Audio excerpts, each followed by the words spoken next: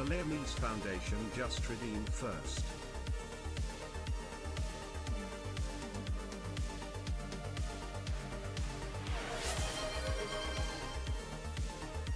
Yarjan_Flargin just redeemed tweets for the kitties.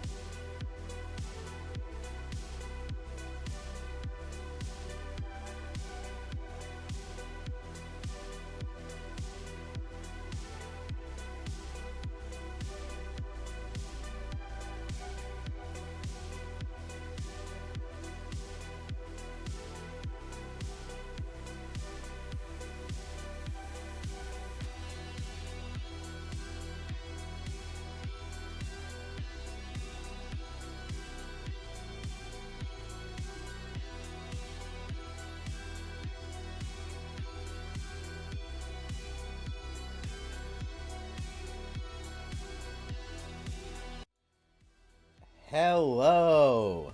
Good evening, everyone. Welcome, foolish mortals. I hope everyone is doing good. We are halfway through the week. Ate some blueberries? I love me some good blueberries. Funny story, Lee. Trader Joe's last weekend had the quote-unquote biggest blueberries, and they were roughly yay big. So they were, as advertised, very big blueberries. I don't know if they were the biggest. I never compared them to any of the others. Pretty damn big blueberries, though. I just munched on a little bit of garlic bread. We just finished dinner. That's why I'm running a little bit late. I wanted to eat before gang started because usually I don't self-care, and I usually do not take the time to step away and get some food. So I hope everyone is doing good. Blueberries at Aldi's. Oh, Aldi's is pretty good. I don't know if there was any truth to the issues behind Aldi's, like ground beef being a horse. I don't know if you ever heard that, Lee. I don't know if there was ever any truth to that or not, but that was a whole thing at Aldi's for a spell. So as Yargan and Lee already mentioned, the question of the day is at the top. What was your favorite story to read before bed? I had Go the Fuck to Sleep. That's more of an adult thing as a joke. Never heard of that? You could probably Google it and find it. Like probably just search like Aldi's horse meat lawsuit or something like that, and it will probably come up. I imagine that that is a thing that the internet has not forgotten. Oh, you don't really eat ground beef? Well then, don't even worry about it. Yeah, so we had a really good time with Beacon Pines, a ground turkey or ground chicken. Those are good choices, and they're also leaner for you, so healthy choices. Good job, Lee. So last time we had a really fun time with Beacon Pines. I was surprised by how much I actually liked it. I had really picked it up kind of off of a whim during one of the sales, and I was like, you know, I think I want to play this game, and I asked a ton of people, and no one had played it before. So I was like, all right, I'm just going to buy it and give it a shot. And last time I was playing it, Peps had played it, so she came in here and said how good it was. So I was like, well, at least that's one person who can give me the thumbs up. But it was a lot of fun, and so we're hopefully going to finish it tonight, based on, like, we did a decent amount of time last time. There's all kinds of conspiracies that we're thinking of. Like, maybe, like, there's cloning involved. It's entirely possible that, like, they're trying to, like, bring people back from the dead. We don't know what is happening with our main character's mother. There's, like, a resistance group that's always also going on. Like, there's a whole lot of things that we definitely don't have the full story to yet. So we're trying to figuring it out. But yeah, I'm excited. I hope we finish it tonight. I think we're going to be pretty close to finishing it. I have played it since, and I will. So full disclosure, I have played it since, and the only thing that I did was remember last time when I made the joke in the kitchen that I was going to leave the water running and the fridge open, and I was kind of like, I'm a little hellion, like, as a joke. Well, apparently if you do that, you get an achievement. So I was like, well, I already made the joke. I already did it on stream. I just never, like, followed through with, like, it because I kind of felt bad for my grandmother. So I was like, I'll just get the achievement. So I just did that. Nothing else eventful happened. Everything else is exactly the same. But I just left the fridge open and had the water going. How was class today? It was actually good, so. I could have made the pun that it was so. But no, it was actually pretty good. It was a strength-based leadership class, and who would have guessed my strengths lie in relationship building, making good connections with others, emphasizing with them, and helping, like, build up people's confidence. Who would have guessed? That's like, there was more to it than that, but, like, those were a lot of my top strength. Was very emotionally / like relationship focused sort of thing, and I was like, yeah, this tracks. Was it 5 dynamics by chance? It wasn't. It was gonna put me on the spot. I want to say it was like Gallum or let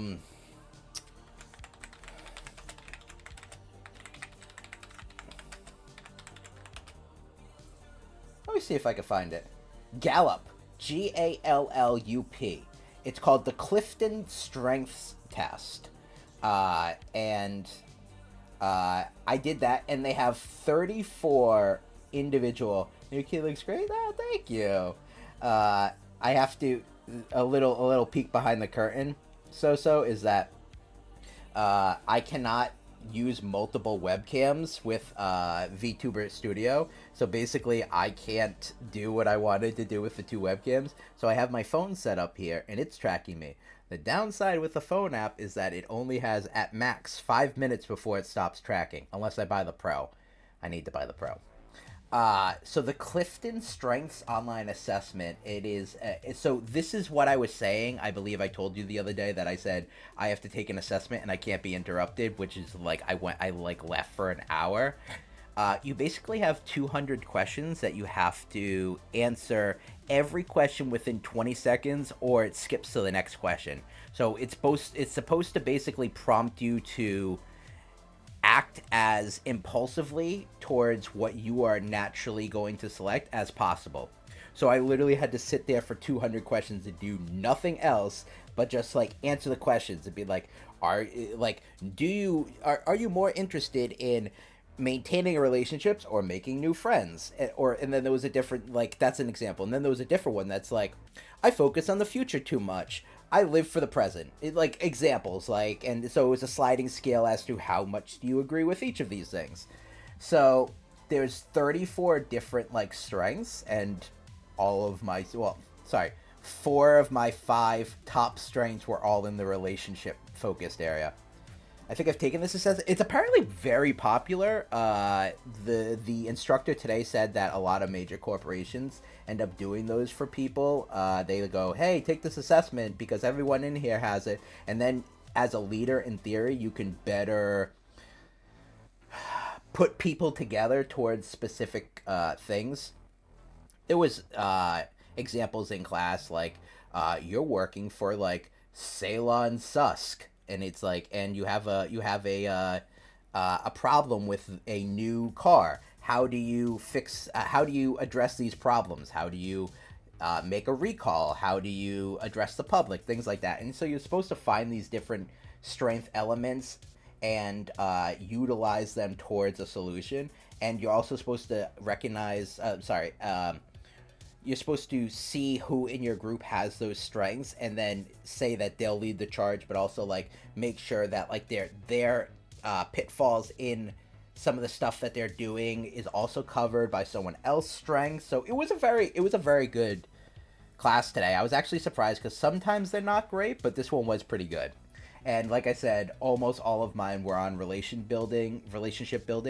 I believe my top was like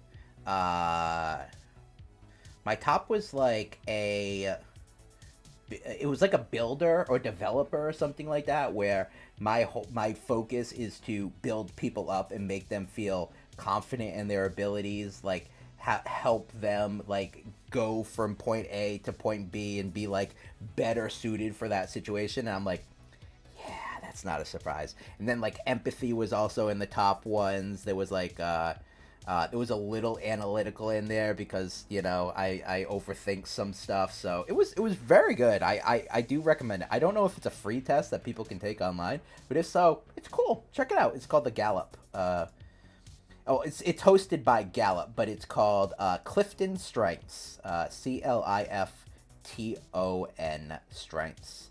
And yeah, you get an hour-long assessment, and you get 34 different things. It tells you how good you are in those different aspects. It's a lot of fun.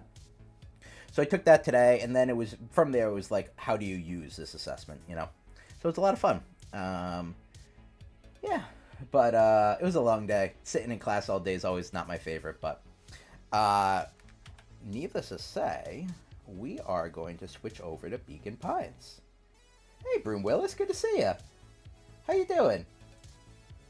Let me turn off the sweet synth night rock, because Beacon Pines also has really good music. So Uh, Good. I am happy to hear that.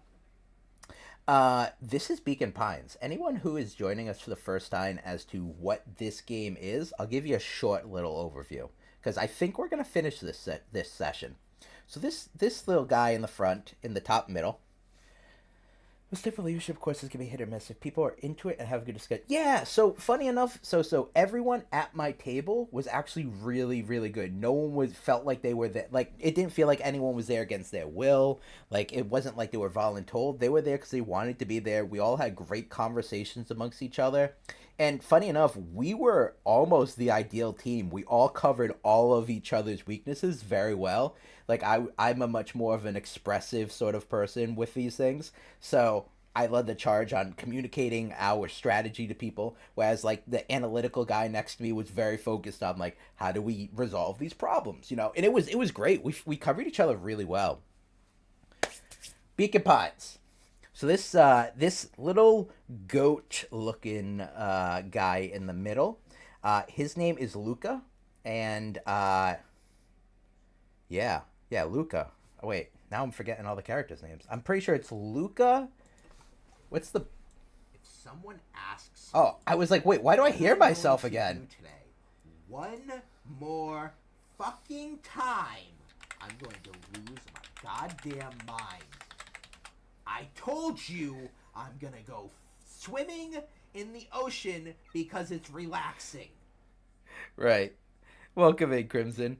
The facilitator can make all the difference too. So he's the same guy who teaches all the classes, and for the most part, except for one, I think they've all been a hit. One of them wasn't great because it was a communications one, and I kind of felt boring because it felt boring to me because like part of the exercise of the day was playing telephone, and I'm like, listen, I'm not a kid. We've done this. People have done this, you know.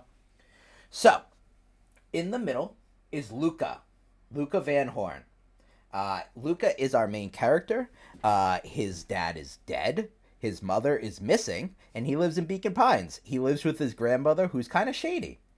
To his left is the cat named Beck Model. She is new in town. Her mothers are, one is a scientist who we think is working for a organization that might be doing cloning, or trying to figure out how to bring the dead back to life. It's a very sketchy group. But Beck's pretty chill. She just doesn't want to keep moving around all the time. She's just upset that she has to keep moving because her mothers keep moving for different jobs. And then the other little guy next to Luca is Rollo Cotter. Rollo's kind of the big bulbous sort of buddy who like runs around and gets Luca in trouble.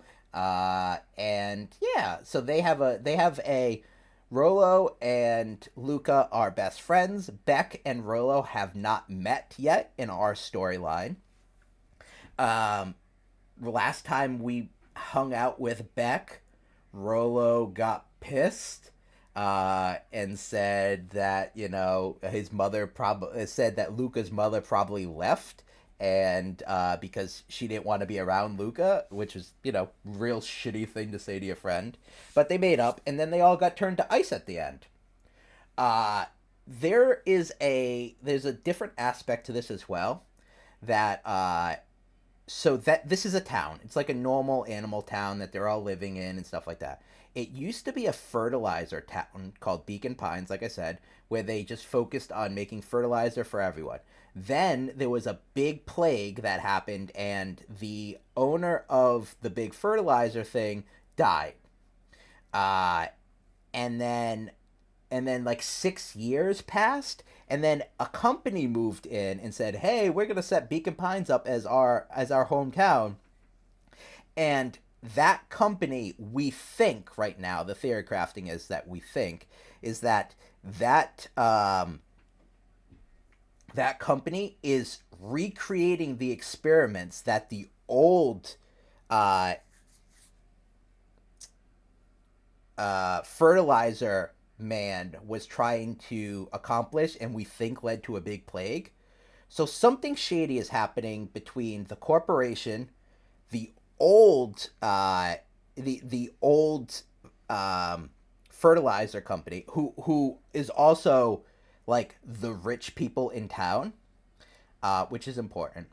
And then there's a separate aspect that it seems like there's a couple of villagers that have like a resistance movement in some capacity. Luca's grandmother being one of them, where it seems like they are potentially working together with one of the fertilizer people's children to undermine the corporation to get the corporation out of Beacon Pines.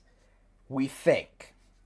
Last time that we ended, Rolo and Luca made up, and we got a note from our grandmother that was basically like, hey, I'm really sorry for what's going to happen. You won't understand it, but one day I hope you can forgive me, or something like that.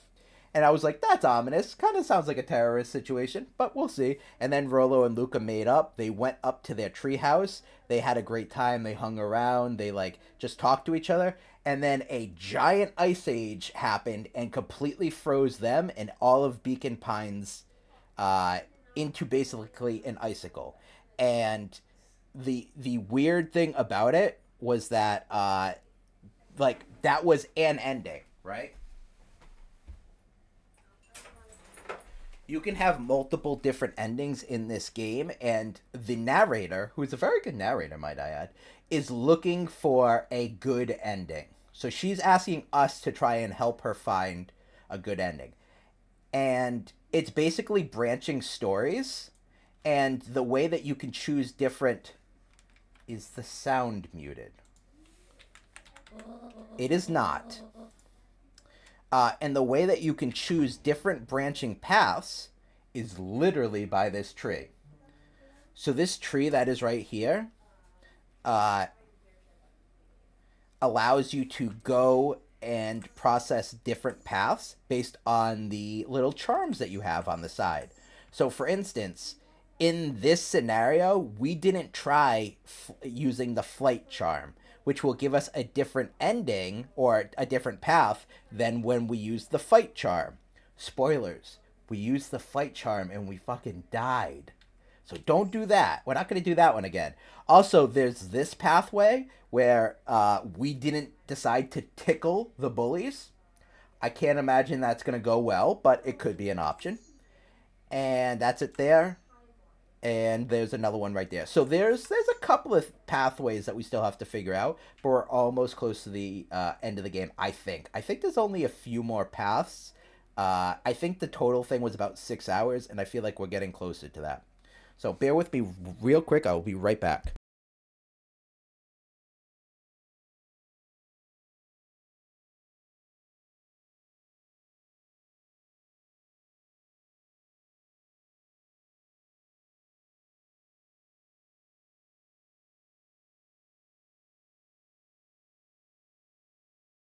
Okay, so that's, I think, the storyline at the moment.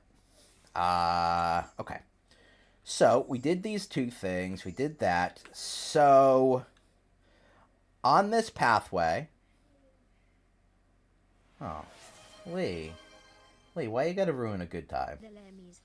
Alright, roll your dice, Lee. Roll the die.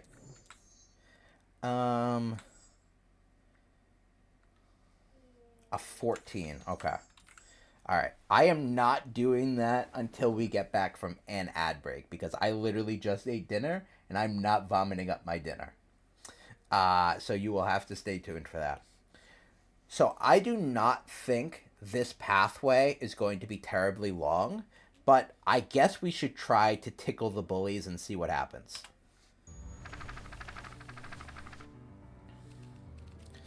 So, short version...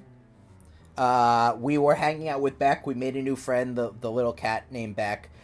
There are two bullies that are picking on us and said some real shitty things to Luca. I think, again, about his parents.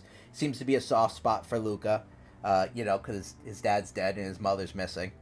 And so last time, I think we, pushed the bully in this puddle of septic ooze, and then they turned into a monstrosity.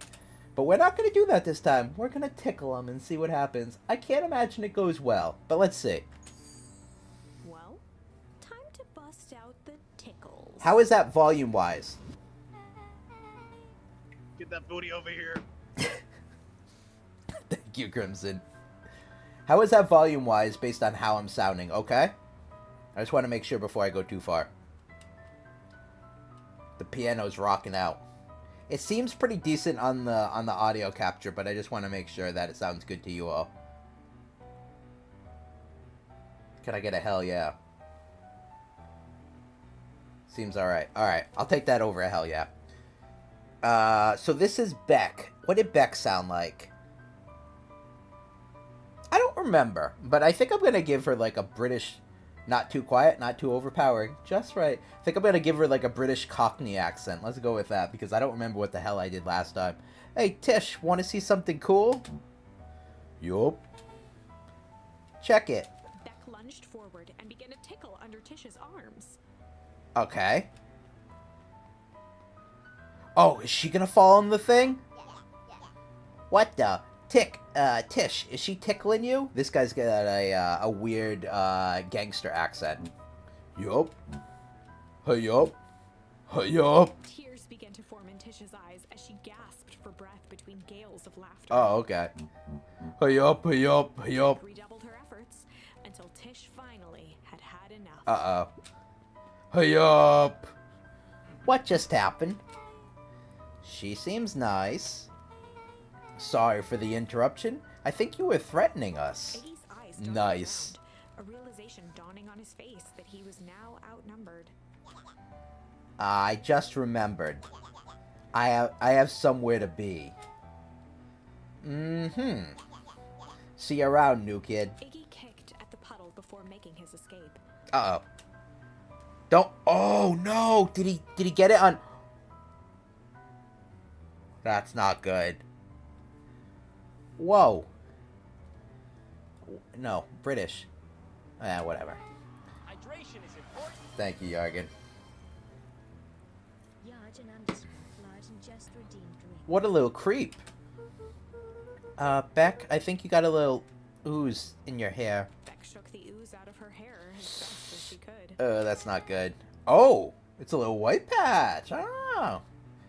Is it bad? It depends. What are your feelings about having a more mature, refined look? Oh, God. Alright, bye. Chapter 4. Oh, okay. I mean, honestly, I guess that went better than I was expecting. The best policy. Honestly? Luca paused for a moment, catching his breath. Okay. He'd only just met Beck, and somehow he already managed to drag her into this mess. I mean, there was a... Hopefully he could make it up to her. But finding Rollo was his primary concern. Right. Rollo is missing in this timeline. I completely forgot about that. So there's two branching paths right now, right? There's the branching path where we go and, like, explore this factory on our own. And then there's the branching path where we go with Rollo and Rollo gets captured. So in this version, Rollo is missing right now. Could just cut it, provided the roots haven't been permanently changed. Oh, you mean the hair? I don't know. Yeah, nothing wrong with a little spot of white. I mean, people do it as what is it technically called? Platinum blonde. Do you think if I walk into this puddle, if it's gonna screw me over? No, I can't even do it. Okay. Yeah, see? Boo. I know. I can't. Maybe I can go around this way and see what's up here. Ooh. Property of Valentine Fertilizer Company. All right, so that's the name of the family that started this town with the fertilizer. Looks old. Can I go? Okay. Well, I think this is done. This game also rewards me pretty decently for exploring. So in this pathway, right, Rollo is missing. Beck is our friend. Shit. And, Beck is our friend. Rollo is missing. We didn't beat up the bullies. Okay. Yeah, I'm thinking that they tried to make a bug spray. Oh, right, and that's a different aspect, exactly like Yargan said. there are bugs are missing everywhere. So we're thinking maybe they made like a pesticide or something. So this is Rolo's sister. She has the same voice as Rolo. Sue me. Luca, what the hell are you doing out here? And why did a kid with gray hair just run past us in a panic? Roxy and Fitz looked drained. It was clear they'd spent all day searching. So that's Rolo's sister, still looking for Rolo. That's Beck. I don't care who she is. What happened? We were just helping look for Rolo. Luca, I need you to start telling me the truth. Roxy's temper could often be dismissed as the impatience of an older sibling, but this was the most intense Luca had ever seen her. Oh, damn. Her eyes were wild and unfocused, looking straight through Luca. We're running out of time. In a torrent of rambled words and tears, Luca broke down. Rolo and I weren't just playing in Weepwood yesterday. We were investigating lights at the old Valentine house. Why does this guy sound like he's on his deathbed? Oh, so it's funny because I originally gave Rolo that voice because the first time I think I met him, he was out of breath, so I gave him that voice. And then I met his sister, and I was like, fuck it, she gets the same voice.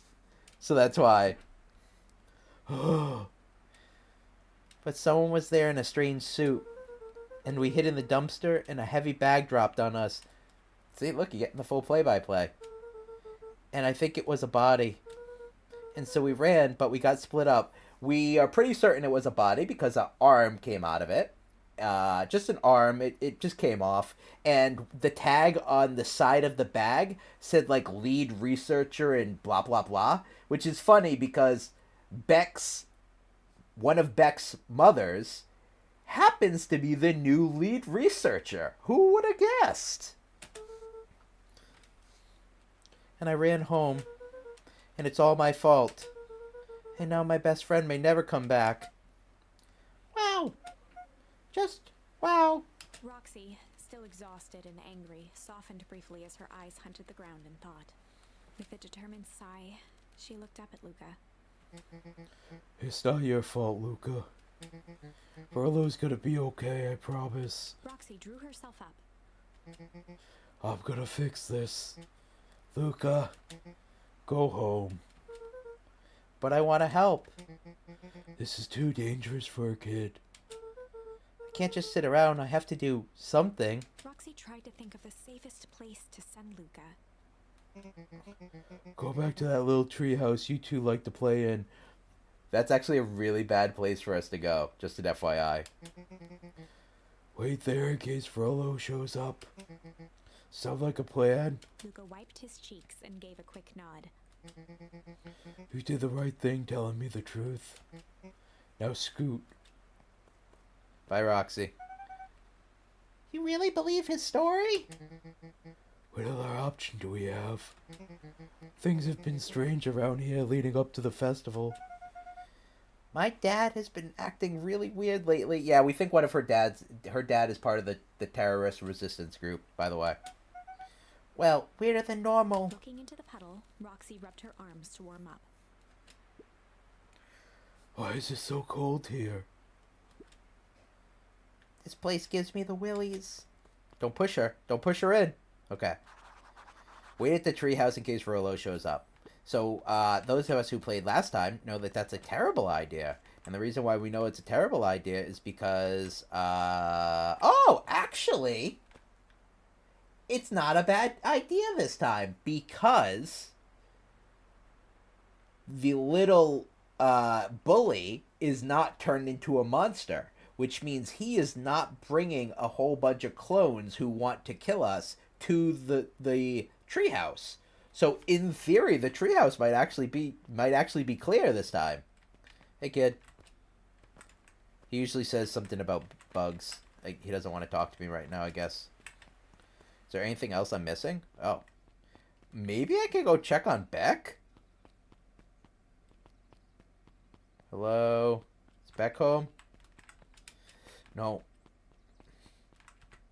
Well, I don't think I could do anything here. Oh, maybe I can. Foul harvest destroyed their wealth and reputation. The Valentines shuttered off their estate from the rest of town.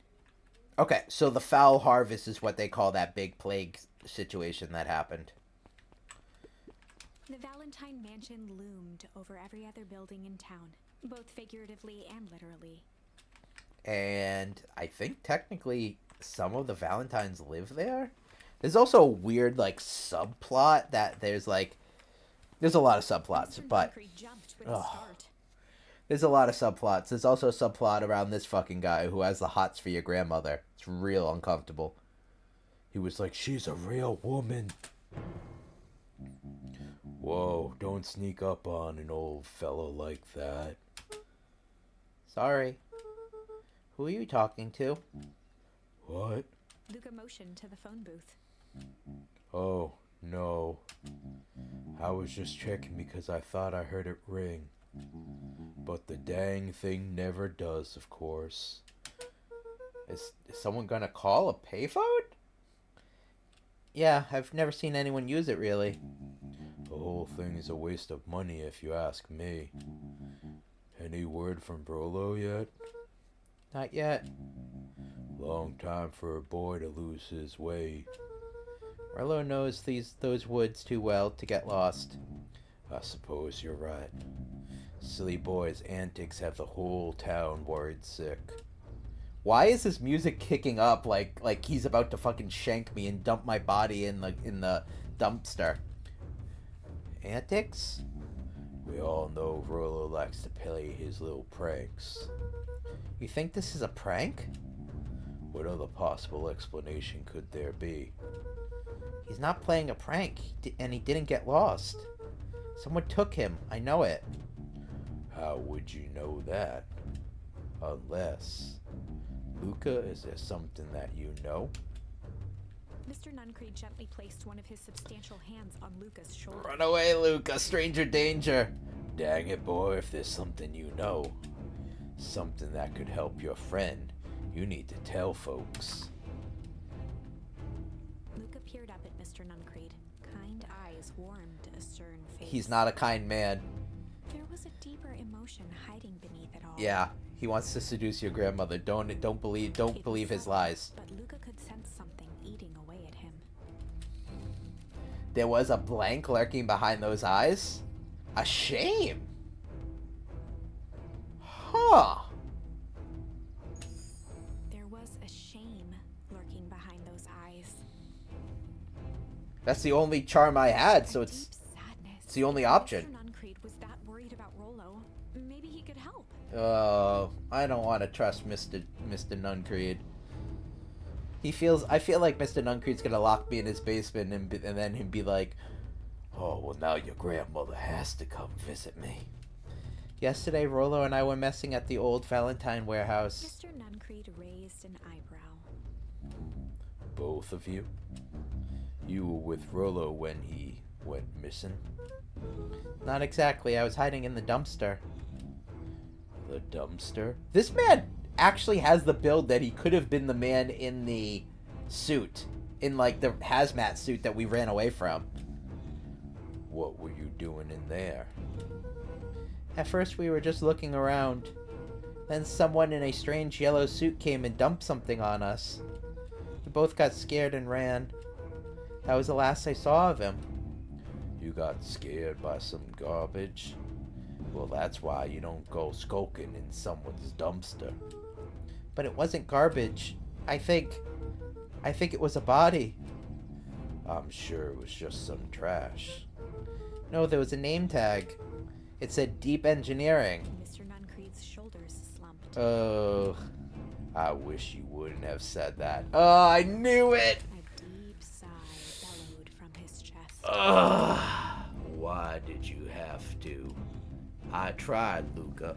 God knows I tried to keep you safe. Luca attempted to take a step. Oh, I knew he was a bad man. The moment he started hitting on my grandmother as a perv, I knew this was a bad course. But you Van Horns just can't help yourself, can you?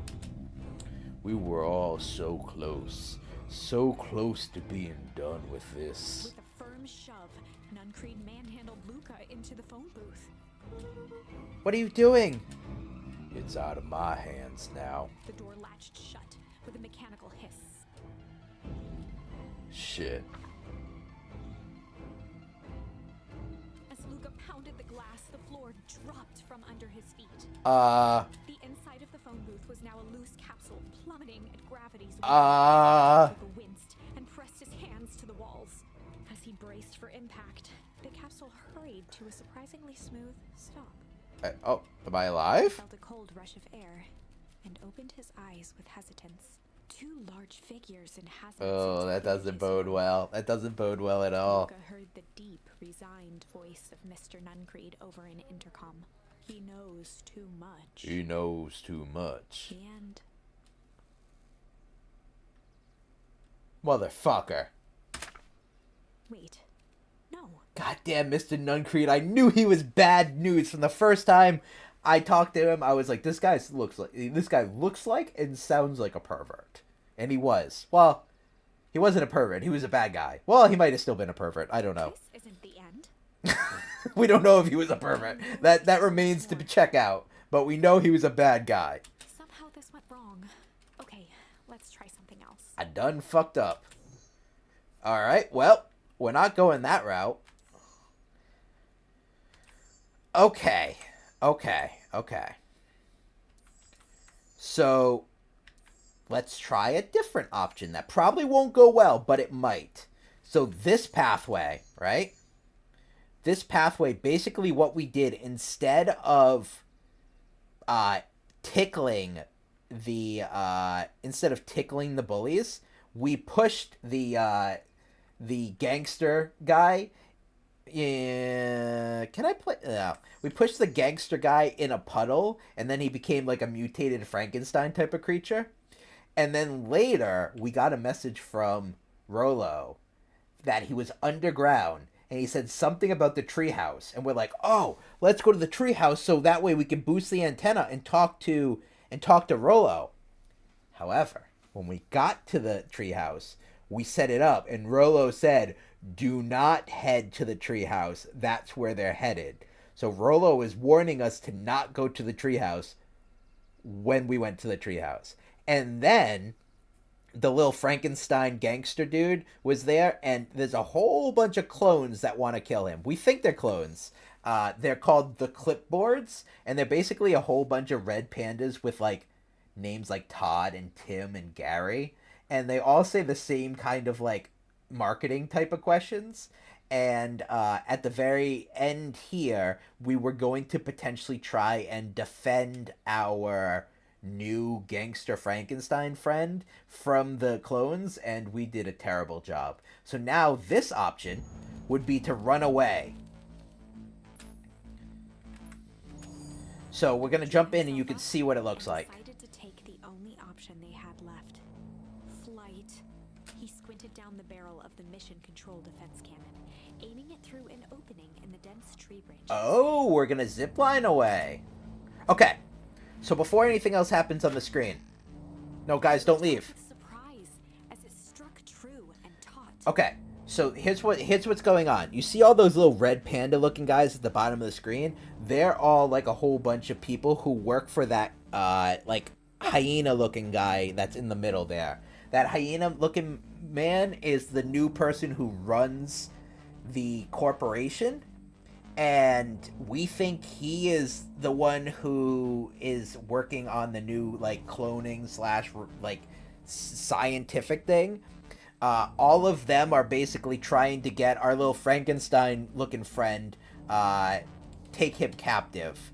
And last time we tried to fight them and it didn't go well, but this time it looks like we're going to try and run away. Wow, I can't believe that worked. Hey, Mr. Kerr. We'd love to hear your thoughts, but I'm afraid we have places to be. Come on, Iggy. Yeah, see ya, jerks. Alright, we have moved 50 feet to the right, which means that we are safely away. Fine. We know where that leads them. You know what's funny is now everyone that has a southern drawl is evil in this game. Unintentionally evil. Because Nuncreed also had a southern drawl, but a little bit. more of like a pervert troll. And funny enough, he was also a bad guy. So this way, we'll take the tunnels. All right. Luca and Iggy winced as they sprinted through the thicket. The branches clawed at them, reluctant to give passage. Okay. After what felt like a marathon, Luca stopped in his tracks as they reached the clearing. What the? That was all he was able to say before Iggy slammed into his back. Uh-oh. The boys tumbled down a steep decline and crashed with a wheezing thud on a surface as hard as ice. In fact, it was ice. Oh, are we gonna find out what the weird Ice Age bullshit was all about? Chapter 5. Oh! We made it to a new chapter! Signs. Oh, yeah, I've seen that movie. It wasn't that great. I mean, the alien design was okay, like the theory of it, but when they started actually showing the aliens, it wasn't that good. The whole swing away Merle is a very classic line, but Mel Gibson wasn't very good in that role. No one really was. All Southerners are evil. No, don't cancel me, Yargan. The sky was like sapphire. With each breath, a plume of steam escaped from Luca's lungs. Let's keep moving. Luca pulled Iggy to his feet. No, Lee. I said it's not all of them. Just in this game, all of the ones. Well, technically, Luca's grandmother might be evil, and she doesn't have a southern drawl. If she is evil, I don't know. I know that the people that I'm pretty sure are evil, the two people that I'm fairly certain are evil, both have a southern drawl. I don't know about everyone else in this one. Let's keep moving. Okay. Why is it winter now? That was actually pretty badass. Uh-huh. I think we lost them. Are we up in the mountains? I don't think so. If anything, we went downhill. Then what's up with this winter wonderland? All I know is there's no going back the way we came. Let's see if we can get our bearings. Follow me. Find a way home. Okay. This is all new. This is all new. I have no... Can I go? Oh. Oh, shit. Oh, is this Beacon Pines? What's the readout? Sitting just above 258 Kelvin. That's down a bit from last time. Should we report this to Mr. Kerr?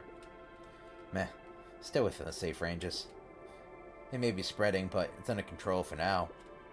Even a small nudge in the equilibrium could cause a cascade. Dude, relax. Just a few more sites to hit before we can punch out. Let's get this over with.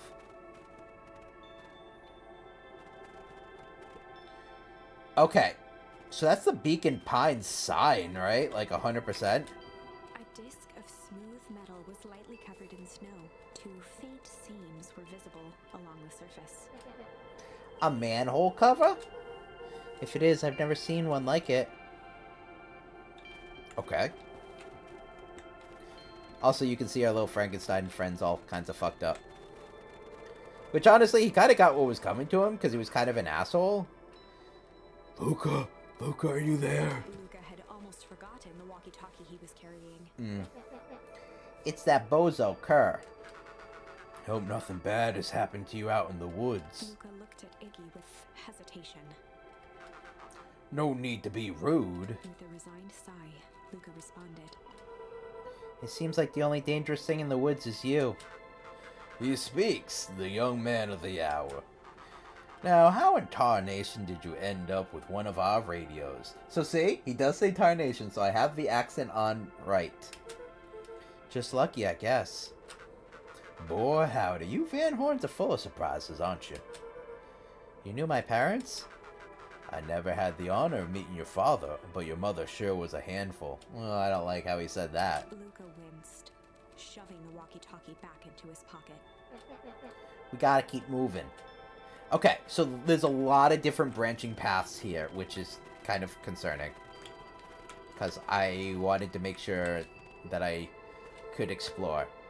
Hard to say with all this snow. I think it's a town sign. I can almost make out letters under there. What town could this even be? There couldn't be another town this deep into Weepwood. I'm looking at evidence to the contrary. Let's figure out what we're dealing with here. Step 1. Snow's gotta go. I'll see what I can do. Can I, like, hit it? The hell's this? Did I make a snowball? Oh! Hey, look, it's Beacon Pines. The boys stared in disbelief at the sign that now clearly read, "Welcome to Beacon Pines." Is there a separate Beacon Pines? Is this like an upside down type of thing, or is this really their Beacon Pines? That doesn't make any sense. We're in Beacon Pines? How is that possible? We ran away from town. How do we get back here? I guess we got turned around. Where did all this snow come from? Well, it's been colder than normal lately. That's a pretty big difference between sweater weather and this Arctic hellscape. An inverse Beacon Pines. It could be. The puddle we fought at before. It was cold too. Maybe all of it leads to one source. You think it's related? What the hell is going on? We're gonna get you some answers. Let's just keep moving. Okay. Oh, this is our town. This stuff look familiar to you? Looks like the barrel near the puddle I, shoved me into, yeah. Do you like my, my vaguely gangster accent? Apparently I don't have a good enough mass accent anymore. Should I go this way? Into town? Or should I go... Ah, shit. Oh, I can't go this way. The fencing listened, each chain link encapsulated with a translucent layer of ice. Looks like the stuff they put up around Weepwood. The stuff who put up? I don't know. I'm trying not to miss any charms. It's all frozen. Looking down at the frozen stream, Luca could faintly see Cold a never squirt bothered me against the anyway. ice. Whatever happened... Oh, sorry. Whatever happened here, it happened fast. Oh, yeah, it is a Meowth. It is... you know what? I think I inadvertently gave him a Meowth. Oh, maybe this is the real Beacon Pines? Oh, that's a theory. Or, you know, swim run. Okay. The crunching of footsteps trailing Luca went hush. He looked back to see Iggy's face twisted with confusion. Everyone's gone. What? There's nothing here but more snow. Must be an explanation for all of this. We have to keep looking. You can look all you want. I quit. Iggy, we have to keep going. You don't get it, do you? This isn't one of your pathetic Hank Atomic stories. We aren't going to save the day. We aren't even going to save ourselves. My face is mangled. The town is destroyed. And everyone we've ever known is gone. And I ain't even got any gabagoo for dinner. Come on. We don't know that. You can't just quit. Do whatever you want. I'm done. Iggy, it's gonna be okay. Luca peered upward at the darkening sky. He let out a long, foggy breath. Faintly, Iggy began to cry. Oh. Seeing Iggy in such a pathetic state gave Luca a sense of compassion, and more than a little guilt. It is getting pretty late, huh, I think. Probably not a great idea to stumble around in the dark anyway. Luca allowed himself to collapse next to Iggy. They're gonna freeze to death. Let's just rest a bit. The boys huddled together for warmth and comfort. If not for exhaustion, their minds would be racing, trying to make sense of the events of the day. As it was, all they had energy for was to sit in silence, numb. Am I gonna die of hypothermia?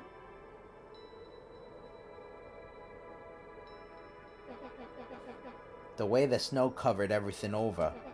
It's kind of calming. Yeah. I haven't had time to say it, but thanks. Huh? For getting us away from those creeps. I sort of froze up back there. Iggy, I should be the one apologizing. This all happened because I lost my temper. Nah, that's bull hockey. First of all, you didn't know what that gunk would do. You didn't, right? Of course not. And second, stop with this baloney about losing your temper. But I did lose my temper. Iggy motioned sarcastically to his half-deformed face. Obviously. But that's exactly what you should have done. Huh? Hey, Nico, sorry for the late appearance. No worries, boy. I was being a jackass. You were supposed to be a jackass in response. That's how it works. No worry. Good to see you, boy.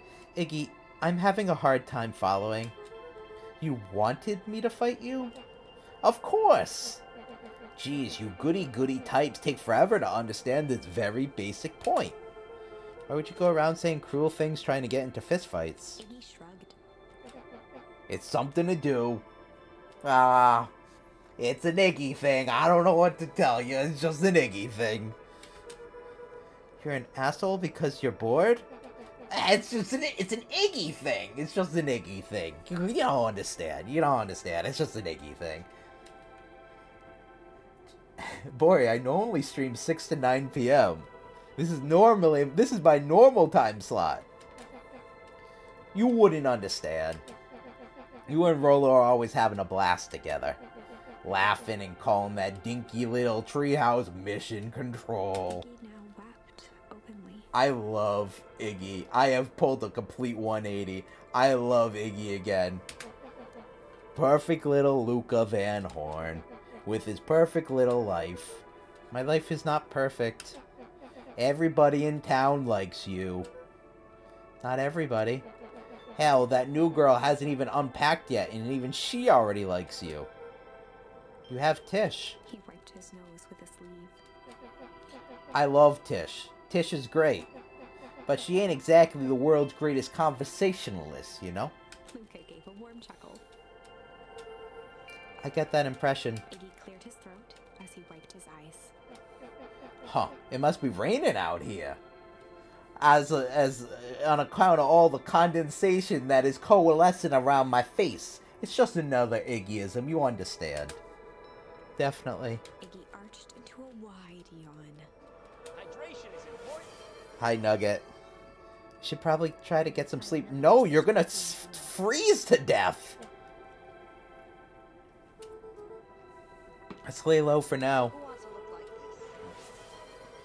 Thank you. Let me go get cozy currently in this. Alright, no worries. I appreciate it, boy. Tomorrow we'll get to the bottom of all this. Eyelids began to slowly drift shut. We're gonna freeze to death. Luca? Yeah?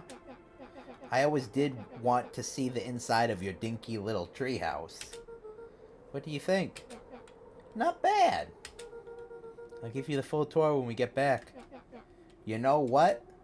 That's all Luca could whisper before succumbing to sleep. Iggy snuggled in some more. Oh. When it comes to the worst days of my entire life, this wasn't half bad. What's up? I just got back from a long drive to work. Good to see you, Nugget. Were you here the other day to see this? What this game is? Warm bread. Luca was playing with toy blocks on the living room rug.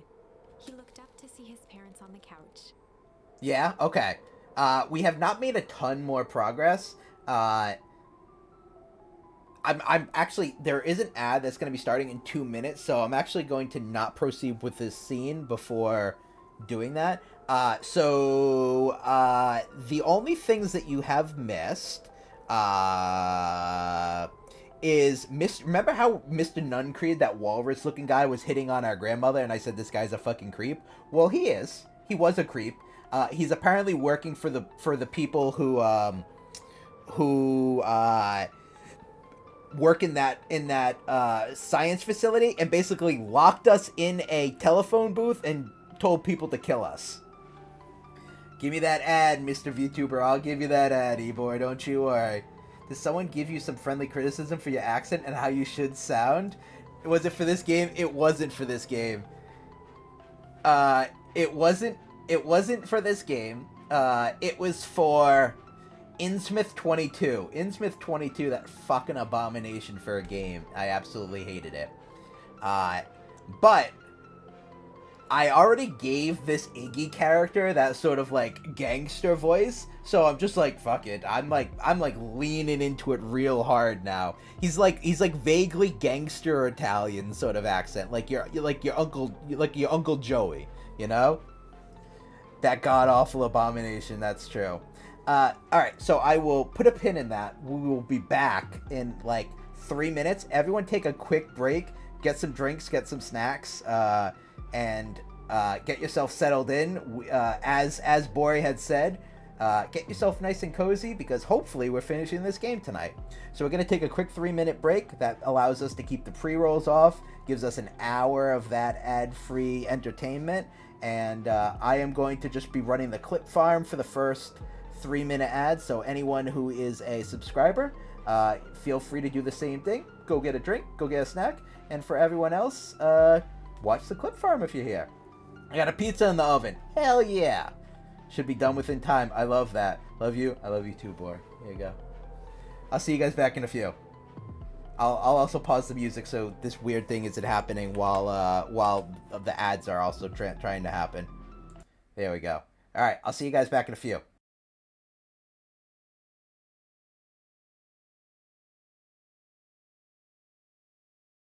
Also, can you be a 7th year in Hogwarts? I thought it only I'm not very good at Hogwarts. Mark, come in here. Hey there. Oh, shit. Oh, motherfucker!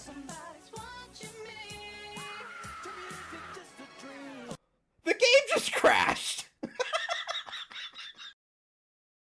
6. 1, 2, 3. Whose turn is next? Answer me! My gatekeeper. Give me your real name. Mark. Huh? Mark, you. I must have missed your middle name. Alan. That is a stupid name. My God. Funnel. You know? Yeah. Did he just... Oh, I thought he just threw it over like, the what edge. the fuck are you doing? Oh! Fluffles, let me tell you something right now. What did you put me over here? How am I supposed to get out of here? Come towards me, maybe. You could jump this. Maybe. Yeah, jump it. Yeah. Almost made it. What's Oh shit! Wait. Yes, see you later. Hey, I can't get out of here. God damn it. Well. Okay. Get a text message. No refresher. Yeah. Oh, fucking Mark. Aren't you supposed to be gone by now? I need to buy some Momo. 12? No, actually. 13. 14. So the second one hits, but not the first one. Scratch my balls, and I'm dead. You're what? Nothing. Listen, I just want you to sit on me. Is this the guy a fucking pervert? Hey, what if you sat on me? Could you do that, maybe? I do this under protest. I would really appreciate it. I care about my fans. I'm Listen, doing I it for just want progress. you to sit on me. That's really all. Oh, it's you. How else can I say it? Thank you. I missed the whole middle. You got the whole end. Yeah, but I missed the whole middle, which is like the Sometimes you don't need the whole part of the sandwich, do you? The peak. I missed my peak. I don't think sandwich is the best analogy to try to make him feel better about it. What do you mean? Sometimes you don't need the middle part of the sandwich. That's the most important part, actually. I don't think sandwich was the best thing to go with there. Well, there's nothing else to... It's at the main entrance. Don't die again. I was gonna say no promises. You know, the goblins over there, mate. What? Alright, whatever. Oh yeah, 5 seconds. Fuck that. Okay. Up, you lose.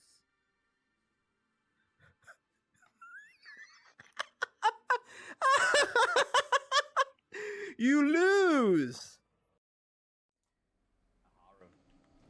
Haru died. You lose. Welcome back, everyone. So what well, I was gonna say what Haru was talking about. That's not the line. What Nugget is talking about is in the Discord. I put up so I'm a little behind on my clips for YouTube. So my TikTok, shout out to the socials.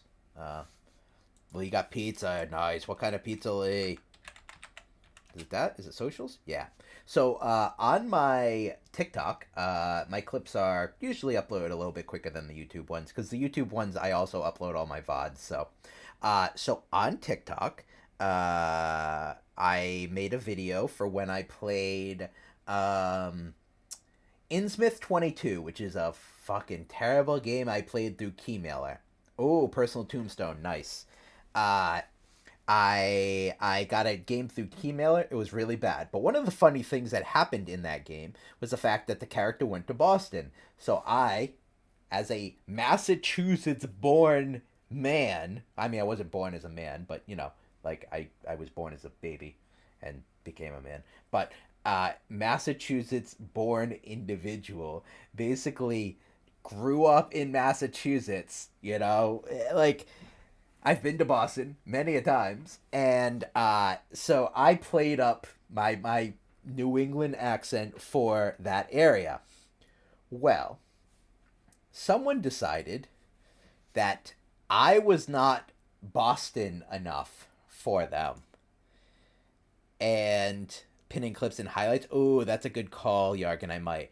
And so someone critiqued how I said things in it. I don't know if they knew I was actually a New England-born individual or not, and they thought maybe I was just making fun of Boston, but, like, so they said, it's a little, also for context, their profile picture is a little Bulbasaur with a straw in its mouth, like, drinking from a soda. It says, I heard way too many R's in there. Parking lot should sound like parking lot. Then, Dylan proceeds to say more. You and your should both be ya. Car should be ka. You did that one a bit, but having been to Boston, they'd be holding the ka for way longer. I mean, I don't know what I was... yeah, correct. And as Lee said, they replied to themselves. Also... You know, I guess I'm not a real New Englander because Dylan went to Boston once. So he's the expert. What am I to say? So that's what we were talking about. It was insane. I feel like I finally made it as a content creator when someone criticized me on something and basically mansplained to me how my accent is wrong. I loved it. I love it. Thank you, Dylan, wherever you are, you made my fucking day. Alright, so, Nugget, the only thing that you missed since last time is we tried a different pathway, and Mr. Nuncreed, who was like the old walrus who was hitting on our mom, I'm sorry, our grandmother, he basically shoved us in a telephone booth and basically, like, told a bunch of people to kill us. So that's all you missed. When you get trolled, you've made... I know, you know, it's funny, too, because if someone's just like... If someone was like, his face looks stupid and his hair's too long and his beard looks like shit, I would be like, you know, all those things I feel really good about. Thank you. And then the funny thing is that, like, I'm live in New England. I interact with New Englanders all the time, and that's an aspect that someone was like, listen, let me tell you how to do a Boston accent once from someone who's been there once. And I'm like, yeah, go ahead. I've been told I say the river in my city wrong, despite living there for 26 years. Yeah. Shit, I'd love to see someone critique my southern accent. Deuce for day, Lee. It don't matter. Yeah, so that was something. Okay, so that's all you missed, Nugget. We're jumping back in. Right now, we helped our little gangster boy who got turned into Frankenstein. We did not fight this time. Instead, we ran away. And then it's really cold. Beacon Pines is covered in snow and ice, and we don't know if it's like another Beacon Pines, if it's like the real Beacon Pines, if it's our Beacon Pines. We have no fucking clue. There's still questions. There's still a lot of questions. Something to do with ice. His mother held his father's head in her lap. She idly stroked his hair while humming a song. And now I think we're having a dream, but we were also like outside in the cold, so we might be dying of hypothermia in a moment. I don't know. A voice behind Luca spoke. This is how you remember them, huh? Is this my grandmother? Luca turned to see his own face. Oh, yeah. We also had a dream that like an old version of ourselves was the person in the yellow jumpsuit who was killing people. So we don't necessarily know if that is foreshadowing or actual. Fucking no. This game's blowing my mind. Still clad in a yellow hazmat suit. There you go. Yeah, it's just an older version of himself. Behind empty eyes. Aww. Look at this perfectly cozy scene. You know it wasn't really like this. So I feel like the pathway that we're having dreams with this person might be the correct pathway. So technically we might be on the right route right now. The figure picked up a toy block and inspected it. It's amazing the facades that one can build given the right materials. Yeah, Nugget. Not that I blame us. These are a child's memories, all warm and fuzzy. Also, Lee, you're gonna have to roll again because I think you got toothpaste, and I don't think there's any more potential toothpaste in this box. So I think you need to roll again. I checked out the crowd control content for Elder. Yeah? You don't remember, do you? And what'd you think? Lucas snatched the block from the figure's yellow-gloved hand. A 3. Remember what? Okay, well that is technically here. That is either going to probably be toasted marshmallow or, as we have had in the past, stinky buggy. Yeah, you like that? As soon as you get affiliate Nugget, like you can start doing all that stuff. The first affiliate stream I did it with Lethal Company. It was a lot of fun. The doppelganger pointed to the couch. Okay. The last day we saw him alive. Who? Our dad? The day he chose to abandon us. Wait. Luca turned to look at his father, still lounging on the couch. His father died. He didn't abandon us, did he? That's not true. He didn't abandon us. Only after I beat the game, so got it. The doppelganger waved his hand dismissively. Everything is true here. It's just a matter of what we choose to see. Huh. Well, let me show you. Uh-huh. The world flickered and pulsed. Luca was sitting next to his bed, listening to his heartbeat with one of his dad's stethoscopes. Also, I think Bore might be lurking. So, Bore, I don't normally stream during the day. It's just because, like, I've had a holiday the last, like, 3 weeks. I've normally been streaming during the day.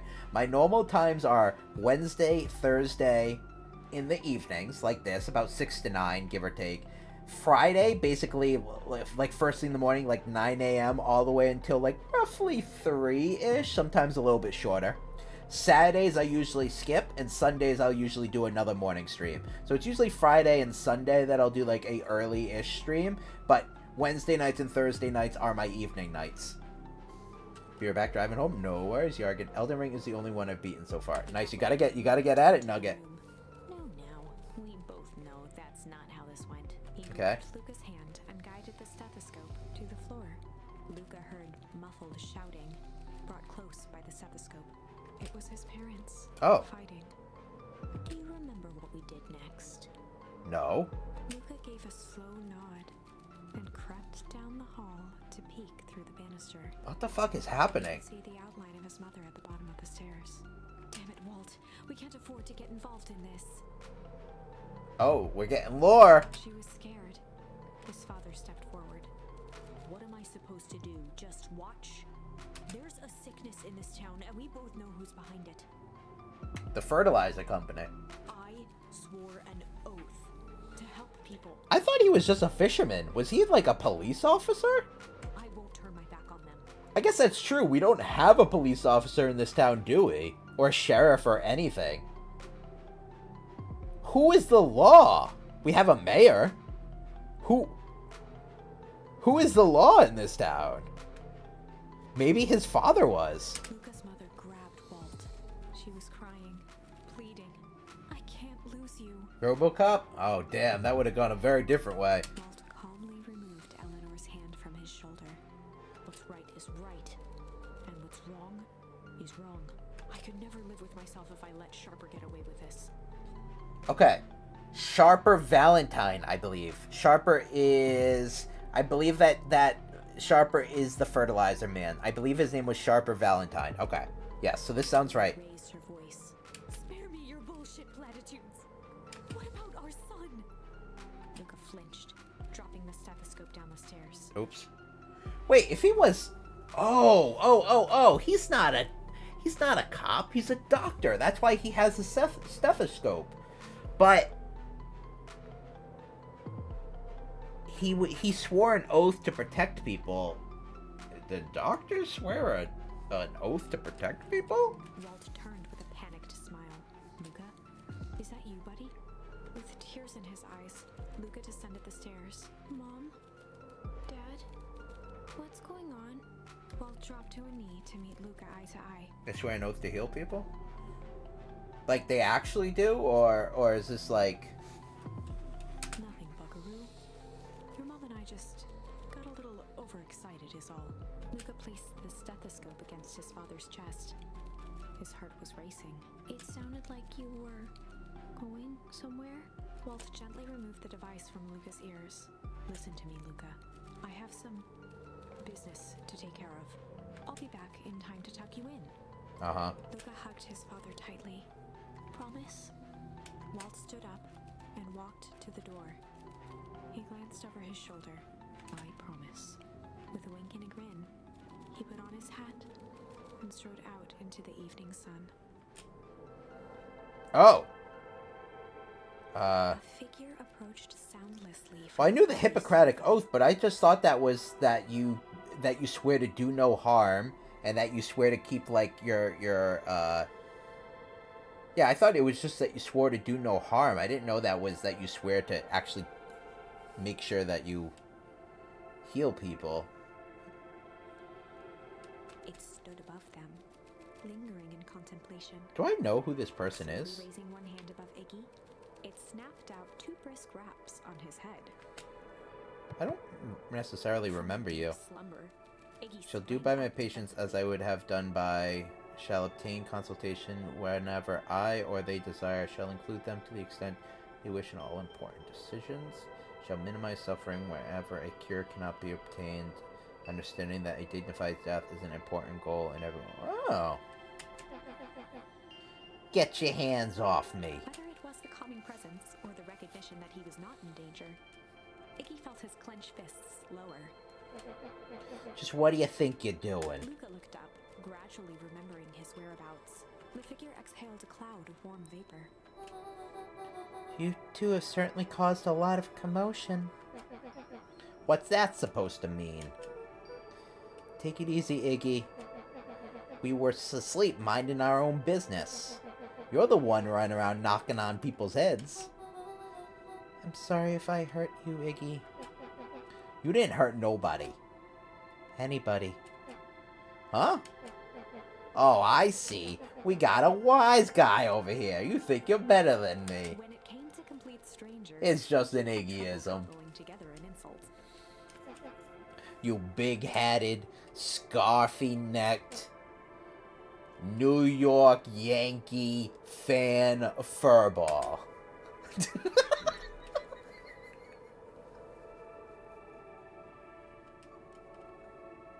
The ultimate insult to any Bostonian. Okay, let's lower the temperature a bit here. Interesting choice of words. I mean, let's just all calm down. Who are you? A friend. An observer. A hitchhiker on the infinite expanse of possibility. That sounds like a line from something. Great. How about a name? If you must call me something, you may call me Nat. Iggy huffed with gratification. location. How about you make like a gnat and buzz off? Very well. Nat began to turn away indifferently. Wait. Do you live here? You might say that. So, you know where we are? You might also say that. Look, pal, we just want to find a safe way out of here. You gotta help us or not. Before knowing how to leave, one must know where they are. Alright, that does it. Luca, I don't know about you, but I'm getting out of here one way or another. Iggy turned sharply and began to stomp off. Enough with the riddles. Iggy, wait up. Realizing he'd worn their patience then, Nat relented. Very well, I suppose this isn't time for metaphors. Metaphor Refantasio Game of the Year. No, it didn't. It didn't win. It didn't win. I'll show you how to get back home. Luca and Iggy turned around with hope in their eyes. Is this like a rabbit? Are you a mouse? I'm trying to figure out. Come here. Nat took a deep breath in. Close your eyes. Nat exhaled slowly, then snapped his fingers. Okay, open them. For a brief Hi, moment, Laura. Laura, you would love this game.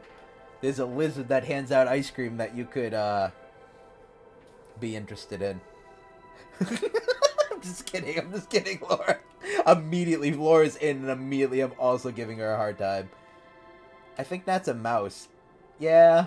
Never take ice cream from a wizard. A lizard! Luca and Iggy let themselves believe that some great magic was about to unfold, until they opened their eyes and found themselves in the exact same place. I wonder if B would like this game. Cold and disheartened. Even worse. They would know ice cream, though, right? They're cold-blooded. This is your home. This is Beacon Pines. Look, Nat, we don't know how we got here. Maybe we stumbled through some time travel gate in Weepwood. Slimy hands. Or teleported to some alternative universe. Or it's just all some cruel experiment by Kerr and his goons. But this is not our home. You're inching closer to the truth. Alas, the reality is much less fanciful. Just give it to us straight. Oh, hey Laura, you'll get a kick out of this. Do you have like 2 minutes to jump into my Discord and look at my general chat? And look at the thing I clipped and put in general? You'll get a kick out of it, I promise you. So be it. As I said, this is Beacon Pines. The original... Oh, there you go, Yargan. The original true Beacon Pines. There you go, Yargan. The original Beacon Pines.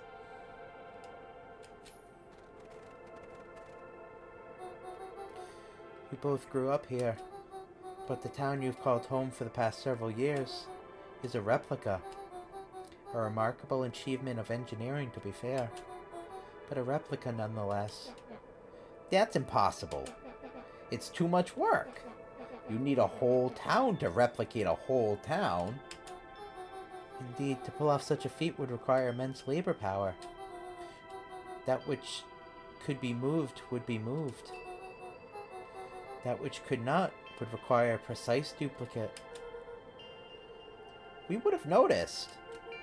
Someone would have noticed. You'd think so, unless the auditing was impeccable. A mind-numbing attention to detail.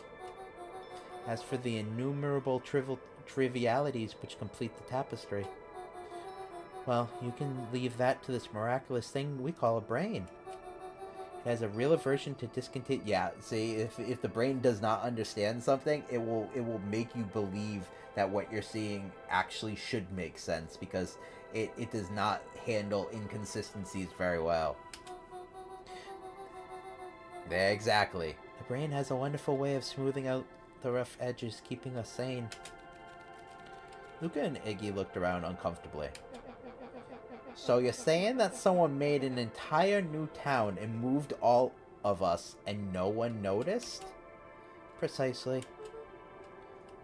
But why? Why is the question that can never be answered with certainty. The best one can do is uncover. Nat narrowed his eyes, furrowed his brow, and uttered, The source. Why'd you say the source like that?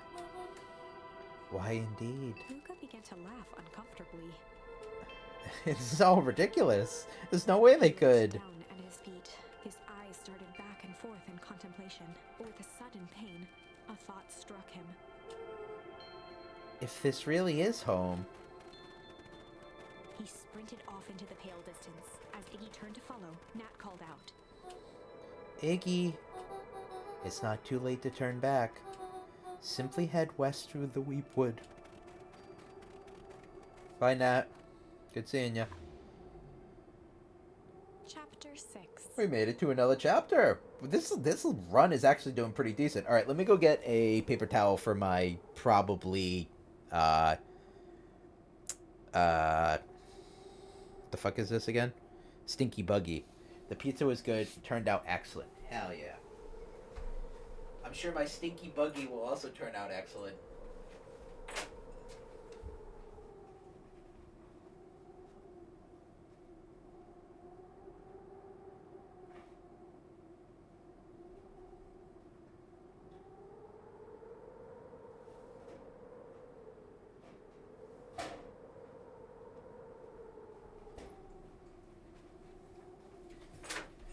Okay, Stinky Buggy time.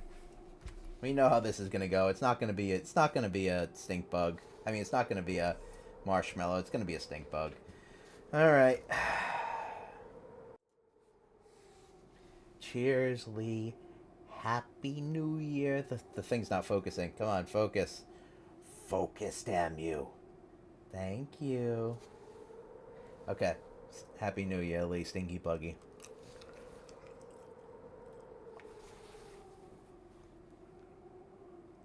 Can I finish this? Ah.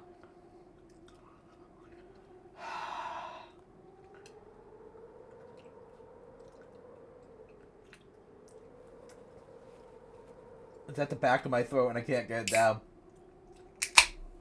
Ah, I got it.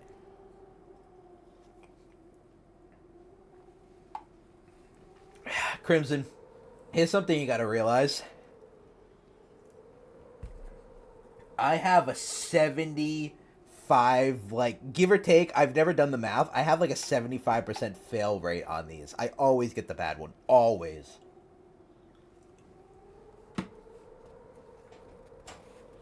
It's so bad. Oh, sorry, I don't like the burp. Oh. It's so bad. It's so bad. So the stink bug smells is the thing. The box is rigged. No, it's just me. I just have bad luck when it comes to these fucking things. It's the stink bug smells, and that's the thing that makes you feel disgusting, because you smell it and you're like, oh, this is on my breath. Oh. All right. Well, I hope you enjoyed, Lee. Oh boy, I'm glad I got a chaser. Straight no chaser. The source.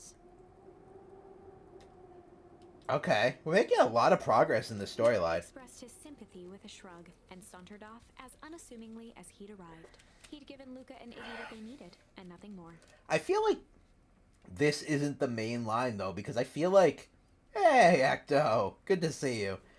I don't feel like this is the main line, though, because I feel like we need to team up with Rolo. We have to team up with Rolo and our new cat friend. He tastes. I know, that's the thing. Is if I can eat it fast enough and I don't have to smell the stink bug, then it's manageable. As Luca sprinted across the snow, the events of the past few days became clearer. Pieces to a larger puzzle. He was underground somewhere, captured. Mr. Kerr tried to cover it up with lies. The clipboards were hell-bent on capturing Iggy. It all seemed to point to Perennial Harvest. Perennial Harvest? Oh, right. That's the company. That's the new company in town that we think is working to revitalize, like, what was happening at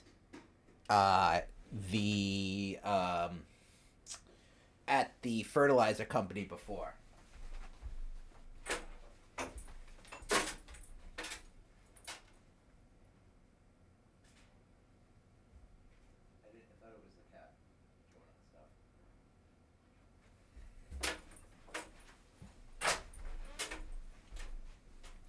But right now, there was one thing that Luca needed to know. Mm-hmm. Oh, he's looking for his dad's grave. Tracks. The tree was gone, uprooted and moved, leaving a raw gash in the earth. Oh, they moved the tree that his father was buried under. He dropped to his knees and dug wildly at the cold snow. His numb hands hit something hard. A headstone. A dry whisper escaped Luca's lips. Or they remade one. You're here.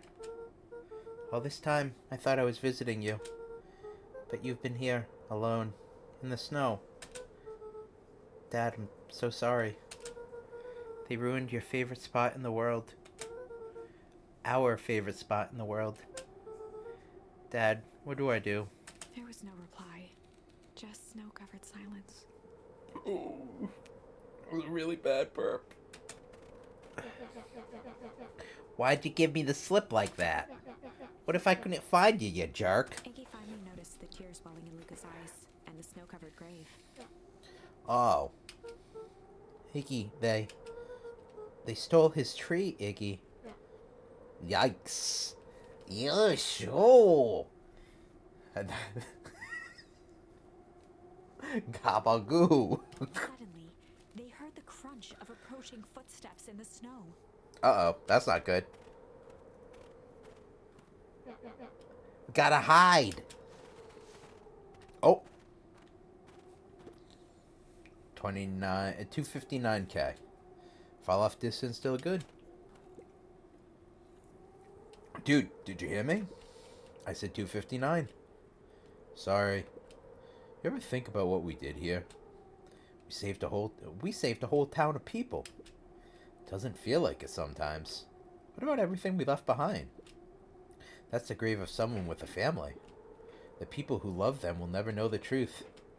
The truth is overrated. He bent down to scoop up a snowball and lobbed it playfully. Hee hee hee. This is so fun. Hey! Don't be such a downer, dude. Took this job to change the world. Yeah. Come on.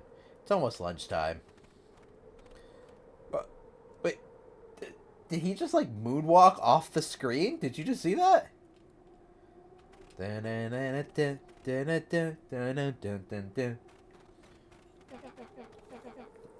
I thought I was a jerk. These dinguses are out there literally dancing on graves. Luca stuttered through heaving sobs. I thought I was visiting him. I thought he was with me. Not gonna lie, that's a bad break. Here's some advice. Iggy gave Luca a solid smack on the back of his head. Hey! Who's any of this helping? What? Sitting here in the snow crying like some pushover. Who you helping? Iggy, look what they did. They lied to everyone. Blah, blah, blah. Luca Van Horn, you're a lot of things, but you ain't no pushover. What did I tell you before? When some jerk comes at you acting like a jackass, I should stand up for myself. Hell yeah. Kerr and his merry little band of clipboards pulled this switcheroo off for a reason, right? Nat mentioned something about the source. Luca wiped his eyes with a sleeve. Whatever's at the source must be awfully valuable to Perennial Harvest. Sure would be a shame if something unfortunate were to happen to something so precious like the source, wouldn't it? I have completely turned 180 on Iggy, and I love Iggy now so much. What do you have in mind? I'm just saying, maybe I call up a couple of cousins and the source has an unforeseen accident. Or maybe if it's small enough to steal, we snatch it. Yeah, like their brake lines being cut. It would be a sure shame if Mr. Oh, I forgot his fucking name. It would sure be a shame if someone were to, how does one say, find themselves at the bottom of the lake with, cement shoes, as it were. I got a couple of cousins who work in the construction business. You say no more, Luca. I take care of this whole problem for you. You don't even need to say anything. Just blink a couple of times at me, and we'll call it. I'll understand what the meaning is. He fell down an elevator shaft onto some bullets. Accidents happen. You know, occasionally a knife gets lodged into someone's skull when they're cooking in the kitchen. You better have better control of where your knives are in the kitchen, you know? You never know what happens. And what if it's too big to smash? Iggy flashed a mischievous smile and cracked his knuckles. I'm always up for a challenge. I think I went into some section of construction. See? There you go, Crimson. My cousin Crimson, he knows a guy who knows a guy, and maybe we got this problem for you done. You just invite us over for the Seven Fishes New Year's Eve. We call this Even Steven Seagal. How's that sound?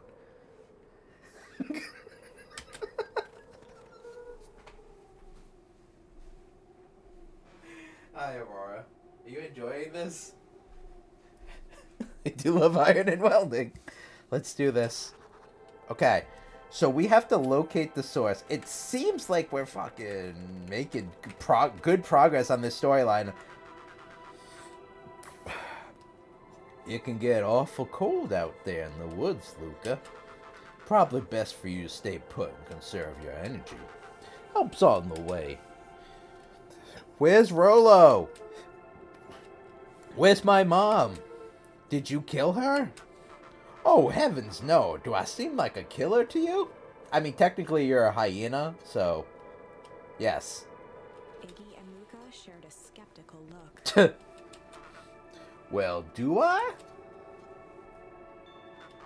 Oh, shucks. Now that hurts my feelings. Screw that guy. I wonder if the source is down that hole. Can I fuck with this? Can I fuck with this? No, I can't fuck with it.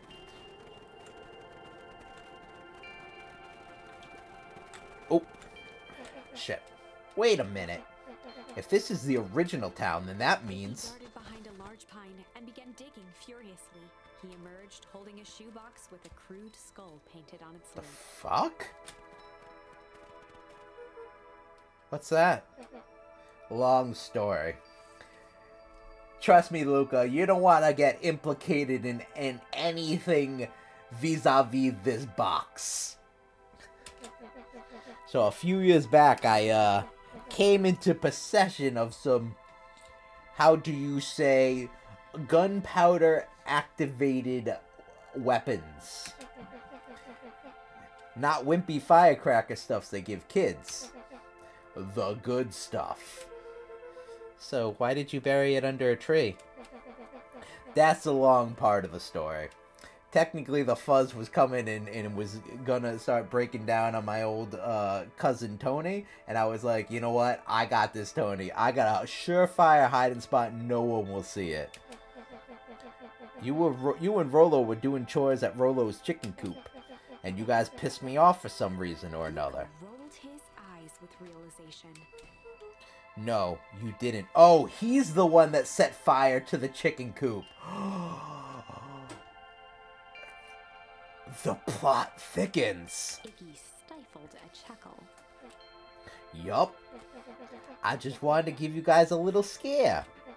But like I said, these were some primo fireworks. We call those, depending on the size and caliber, boomsticks. So I might have underestimated things. Like, this is the accent for him, right? How they're spelling it, his mannerisms. He is supposed to come off as a gangster. You blew up the chicken coop. I prefer to think of it as incendiary redecoration. What a quote. I prefer to think of it as incendiary redecoration. I love that. That is so funny.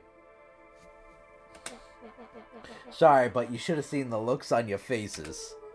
Rolo got grounded for months, which is why I need to stash the evidence and lay low. So I buried him under a tree. So, yeah, again, there's no police in this town. What happens if Luca was, if he was found with the fireworks? Would he have been arrested? Like, there's no police or sheriff or anything. When I came back from later, they were gone. It worked when cutting beams to size and specs. Yeah, exactly. You know what would help? If I drank the can the right way. Incendiary redecoration. I figured some grown-ups found them and tossed them. Iggy triumphantly raised the shoebox. Turns out it wasn't the fireworks that got moved. It was us. It's another Iggyism. What can I say? I like to incendiarily redecorate items.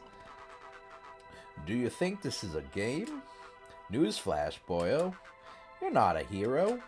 You're a little brat who's in way over his head. A hero is just someone who refuses to give up. Comics these days are rotten children's brains. Everyone thinks they're a spaceman superhero. I was always partial to Hank Atomic myself. Is that so? Do you really think you have a chance against us? You have no idea how powerful we are. Prepare for blast-off, loser. Is it spelled Iggy? Yeah, it is I-G-G-Y, I'm pretty sure. Alright, I don't think I ever tried going this way, right? Oh, I can't. Okay. Actually, I'm gonna fuck around for a minute. Okay. I'm just curious if there's anything else. Can I throw this at him? I cannot. Okay. That's my spirit animal, right? Yeah, I like Iggy. Iggy's pretty funny. It was funny because I didn't like Iggy for a long time, and I really like Iggy now. He's come around a complete 180. Also, Laura, I don't know if you're still lurking, but if you are, I appreciate you. The reason why I was saying to go check out my general in my Discord is because someone criticized me for when we were playing Innsmouth, and remember I was talking about Boston Airport, and I was talking about that. Someone apparently left a comment criticizing how my Mass accent is not authentic to Boston because they went to Boston once. Iggy starts out as a very dislikable character. It's true. I didn't like Iggy at all. He's just a misunderstood bully. Oh shit, this is just a fucking hole in the ground. I shouldn't have gone up to this.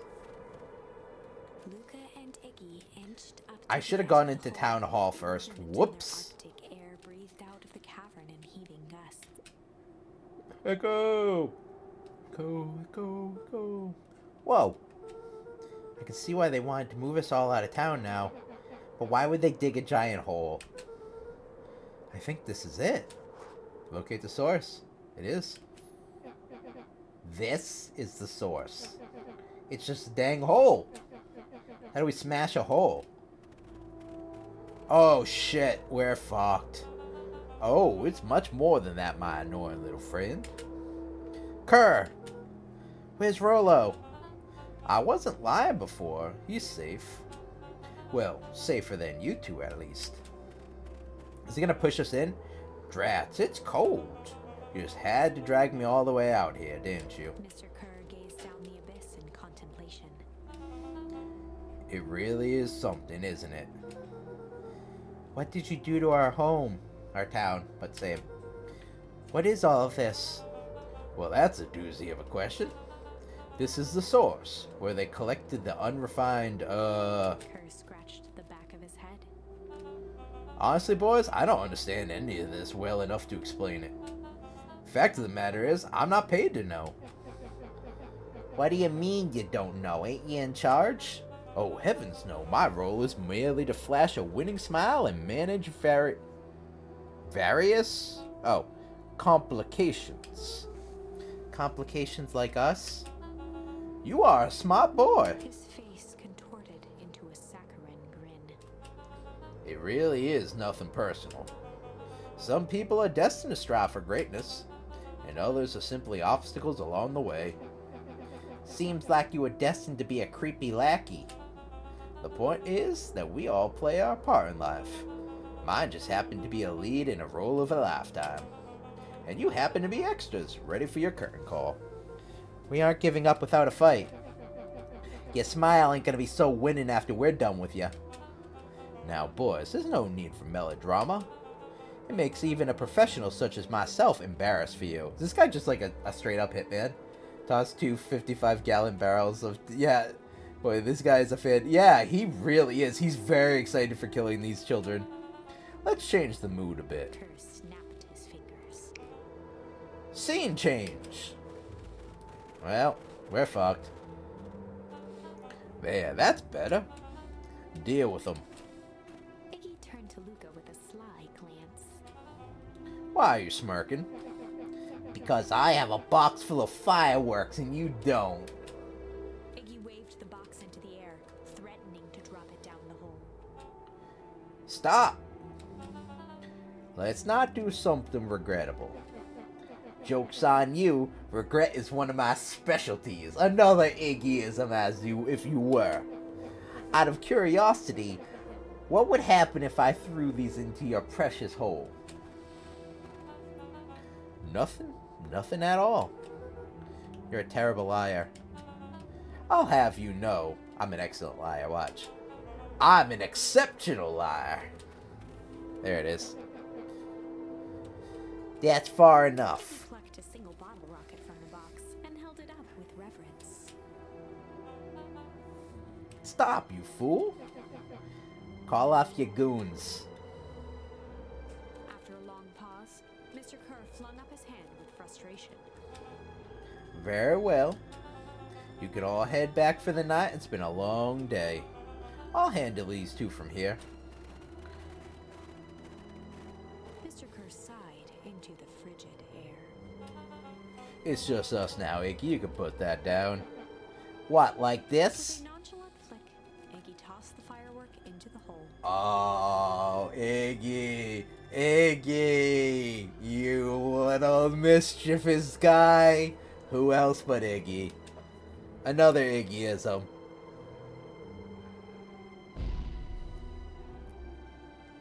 What's... Oh! Wow. With a growl, Kerr leapt at Iggy, crashing through Luca. Uh-oh.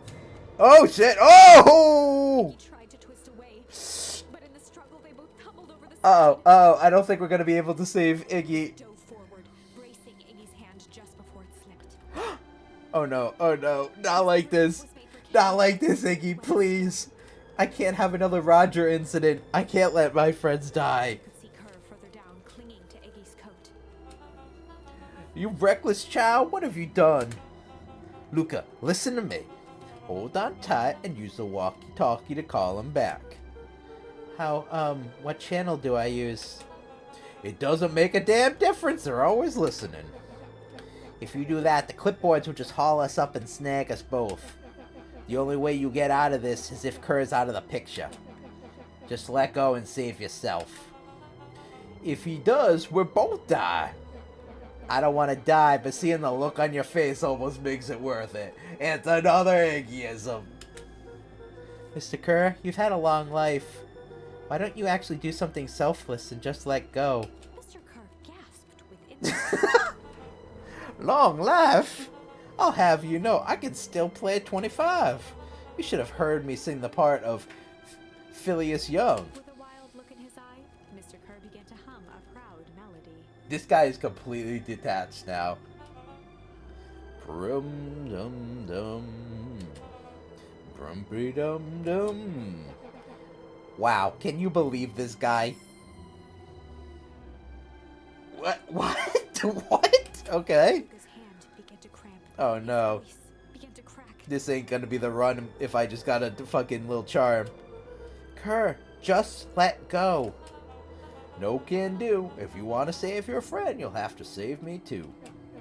Luca, look at me. It's okay. Luca felt Iggy loosen his grasp. You aren't going to kill your friend like that, are you? Every muscle in Luca's body This is so fucking intense. Do you hear the music kicking up and everything? I'm not his friend.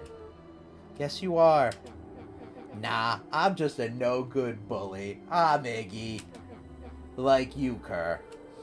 Iggy, no. Luca felt his hand slipping. And I told you what you need to do with bullies. You throw them in the lake. I can't.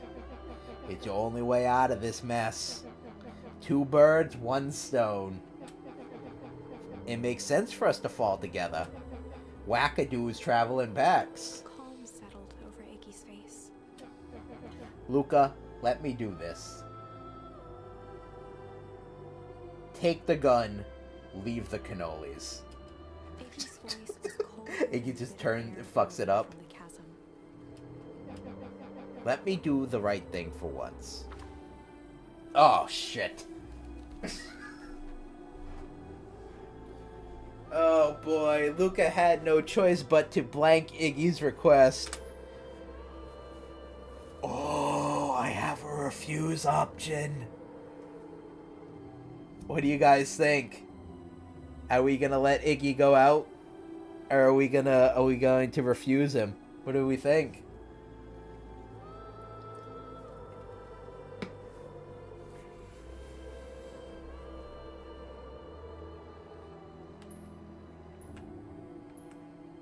Let him go out like all guys want to go out in a blaze of glory.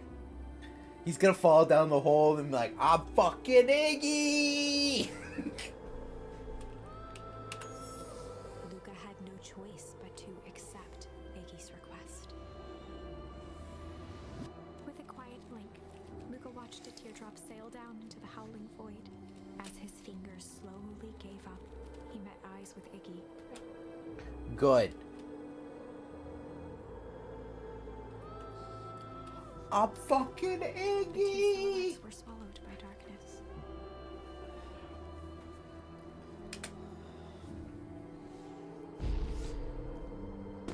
Aww. That's very cute, actually.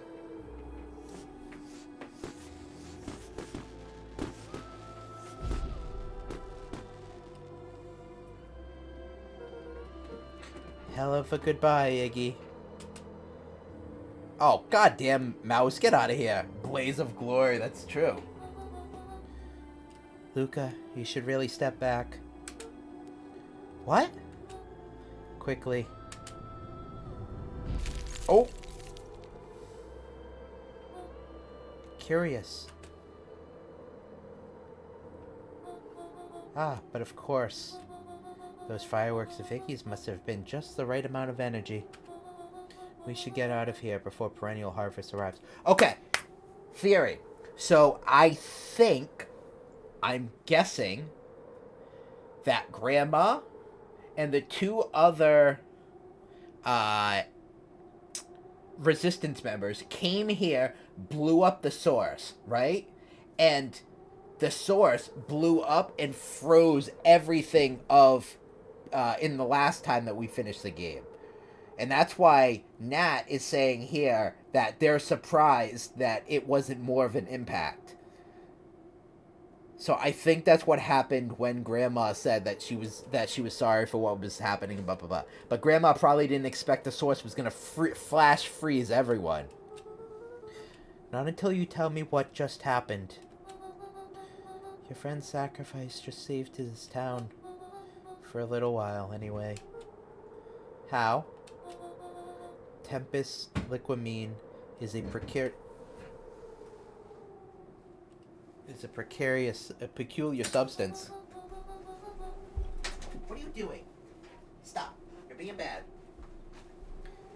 It can change the relationship between matter and time itself, but doing so requires unfathomable energy. In a closed system, that energy can only come from its surroundings. A useful side project of being this property being.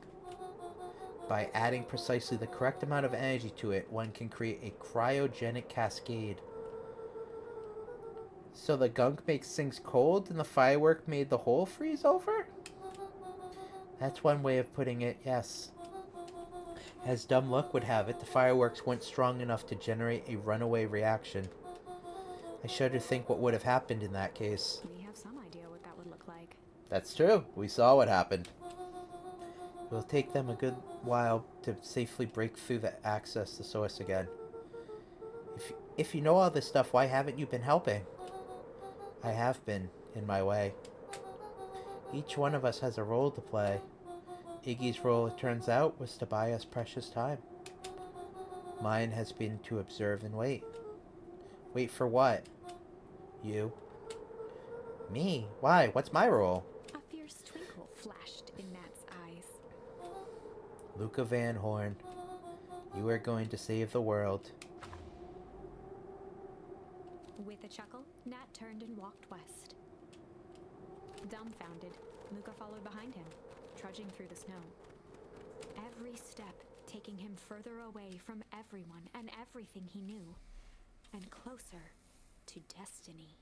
To be continued in Beacon Pines, Pines Harder. Revenge served cold. Second time's a charm? Wait, that's it? This ends with a crummy cliffhanger just when it was getting good? No, it doesn't, Lee. It's not, Lee. I was even starting to like Iggy. No way. I refuse to be associated with some never-ending parade of sequels. Thank you. That's pointing at you, Garden of Ban. This is coming right at you, Garden of Ban. Let's go back and find something more definitive. Oh. Do you want to see what happens if I refuse that request? I mean, it's fresh in our mind. Let's see what happens if we refuse it. Luca had no choice but to refuse Iggy's request. I imagine it's not going to be a good ending, but... And reached for the walkie-talkie in his pocket. A wild delight crept onto Mr. Kerr's face. That's a good lad. Now, radio for help. Iggy begged Luca with his eyes one last time. We need help. Mr. Kerr is in danger. It wasn't long before they were once again surrounded by clipboards. Mr. Kerr sighed with relieved frustration. There you are. You really are a worthless lot, aren't you? Mirror. Now. A clipboard dutifully produced an ornate ivory hand mirror, and Mr. Kerr began preening his tousled hair. Ah, that's better. Mr. Van Horn, I applaud your sharp thinking under duress. I'll put in a good word for you with the founder. Take them away. A swarm of hands overpowered Luca. The last thing he saw before a cloth bag was pulled over his head was the defeated look on Iggy's face. The end. Yeah, I was gonna say that can't be the right ending, right? I think this was one of those times where doing the right thing was the wrong thing. Yeah. Okay. So, did we finish this pathway? I think we did. Which, like I said, I'm not surprised that this was not the right route. I really feel like we have to go the route where we meet cat girl. I can't remember her name, unfortunately. Eva? Finished it so far, at least. Yeah, I think so. So I think our next option is to make friends with Eva again, right? And then before we stay at Eva's house because the rain was starting, we go and we hang out with Rolo. So that way we never have that fight with Rolo at all. Oh, it is Beck. You're right. It's not Eva. You're right. It's Beck. So I think we then go, so we don't get into a fight with Rolo because we go right from Beck's house to see Rolo. And then we have Beck, Luca, and Rolo to deal with all the rest of the encounters. So I feel like that's the right route at this point. However, there is going to be an ad playing in a minute. So I think I am going to leave you all on a cliffhanger real quick because I want to go this other route. I gotta imagine this route is the end. Maybe this has another thing, but I don't think so. I have to imagine this route is the end. So I think we're getting close. So we are going to have an ad break. I'm going to run it in a hot minute. I'm going to be running fishing for anyone who is a sub or a Twitch Turbo member. and so the fishing will be going during that time period. It's just going to be 3 minutes of ads, so if people want to step away, get some drinks, get some food, feel free. You're not going to miss anything. For the subs that support me, thank you. I'm going to be running the fishing during that time, so do some fishing, catch some cool shit. I'm actually going to run it early, so that way we can jump right back into it sooner. So I'm going to run that now, and I'll see you guys in a few minutes. You ready?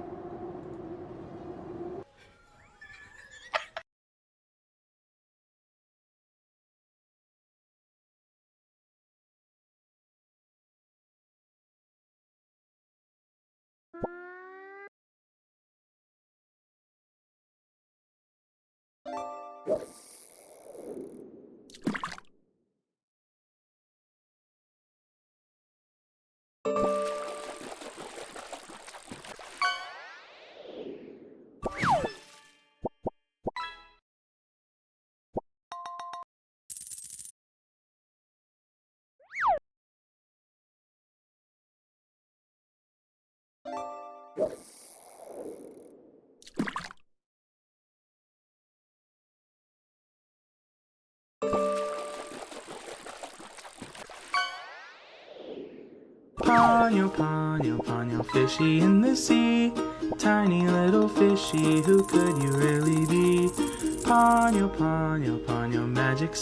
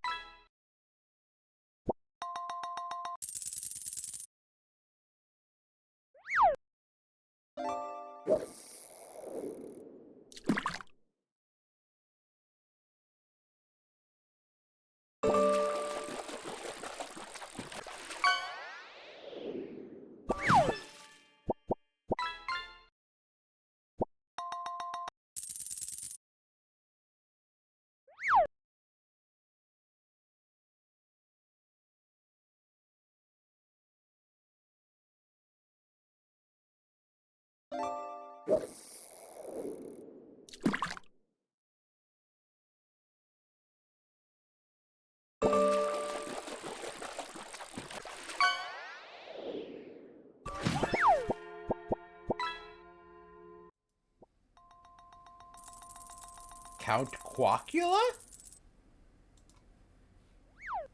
Interesting. Interesting catch. Lee and I were literally making the same joke about the fucking child fish. Welcome back from the ads, folks. Thanks for sitting through those. So I have to believe that this is the main pathway at this point. So a little cursor about this pathway, Luca went to the factory by himself. He did not go with Rolo. So Rolo did not get captured and get wrapped up in all that stuff. And he met up with Beck, who is a new cat that moved to town, has the two mothers. One of them, like I said, works for that company as the new like head researcher, probably because the old person was dead and dumped in a body bag.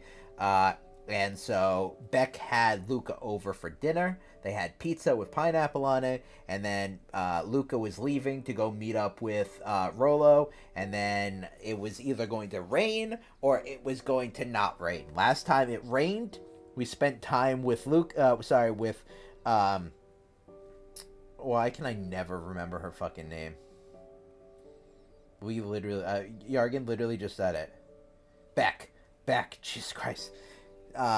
Met up with, he spent time with Beck. They yelled at the thunder and actually had a very nice night, like bonding over like, you know, having family troubles and stuff like that. And then after that, Luca went to go talk with Rolo, got into a big fight with him because he was late and he was hanging out with a new friend.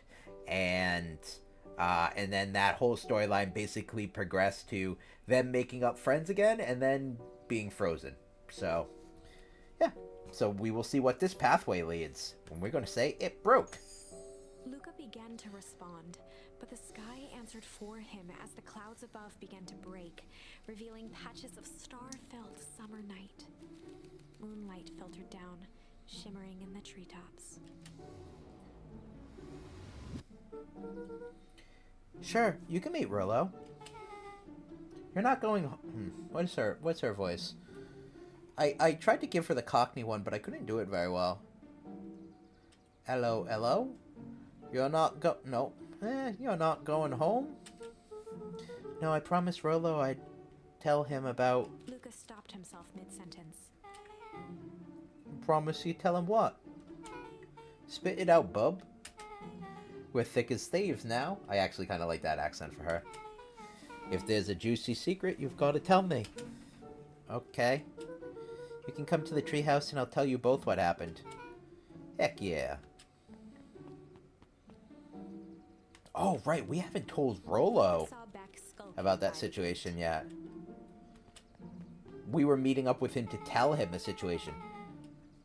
So you're telling me there's nothing mysterious or creepy about this place?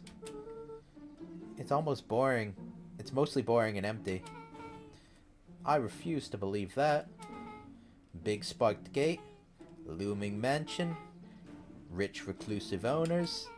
It even smells shady. Beck grabbed the wrought iron bars and shook the gate. Let me in. Mark my words, you decadent nightmare house. You will reveal your secrets to me. Oh. Well. What did you do? First of all, I told you so. Second, hide.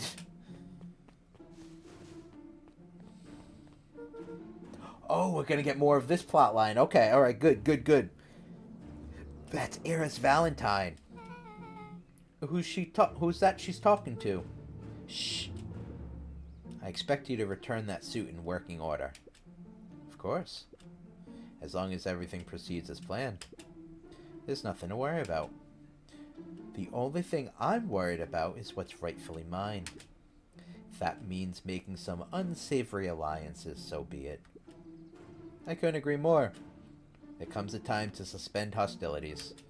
I'll deal with our common threat. I think that's our grandma.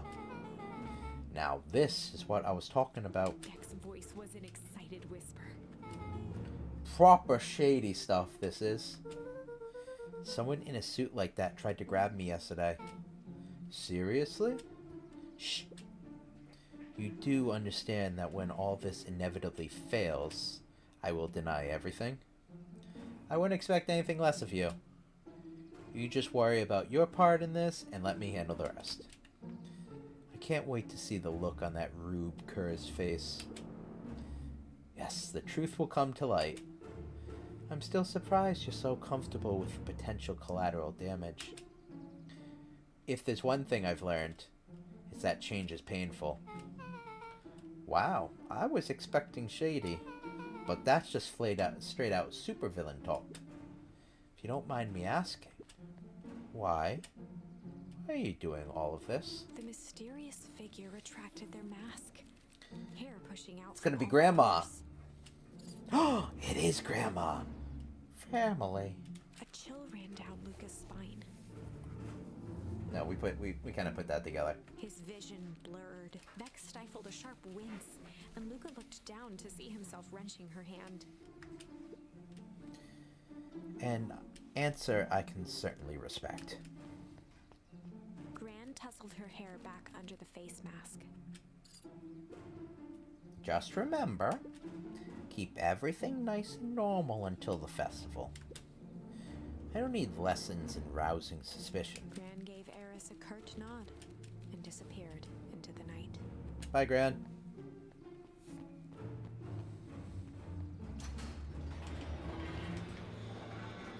Yeah, so I think this is definitely coming to the conclusion that we thought, where Gran worked with that resistance group, right? Because whoever Kerr is working for is pulling the strings more than the Eris likes. So Hydration is important. thank you, Yargan. So Eris is working with the rest of the resistance members to destroy the source. I would guess to get Kerr and whoever's pulling Kerr's strings out of town. But when they did that last time, the explosion was so significant, which I think Nat was saying, if it was like even more of a fiery explosive, that would have actually had a negative chemical reaction, which is what happened that other time when Rolo and Luca were in the treehouse bonding. The entire flash freeze like hit everything and froze everyone over. What big ears you have. Better to hear you with, my dear? Luca sat shivering in the bushes, staring at his feet. After checking to make sure the coast was clear, Beck gave him a gentle tug on his sweater. Alright, we're back in it.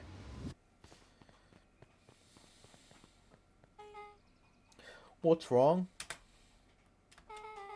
You look like you've seen a ghost. Why were you so scared of that old lady in the hazmat suit? That was my gran. That was your gran. Yeah. Okay, well, I'm sure there's a perfectly reasonable explanation for all this. Let's just get to the treehouse and figure things out there. Lead the way. Alright. Let me in! Okay. Alright, let's meet up with Rolo. Bioluminescence. Oh shit, it's been a little bit. Where is the treehouse? Oh shit. Oh no. For the last time, there's nothing to worry about. Here's the pervert. The pervert's back. Of course, we're not worried. The clipboard finished writing with a scratchy flourish and looked. Just dotting our I's and crossing our T's. Maybe try minding your P's and Q's.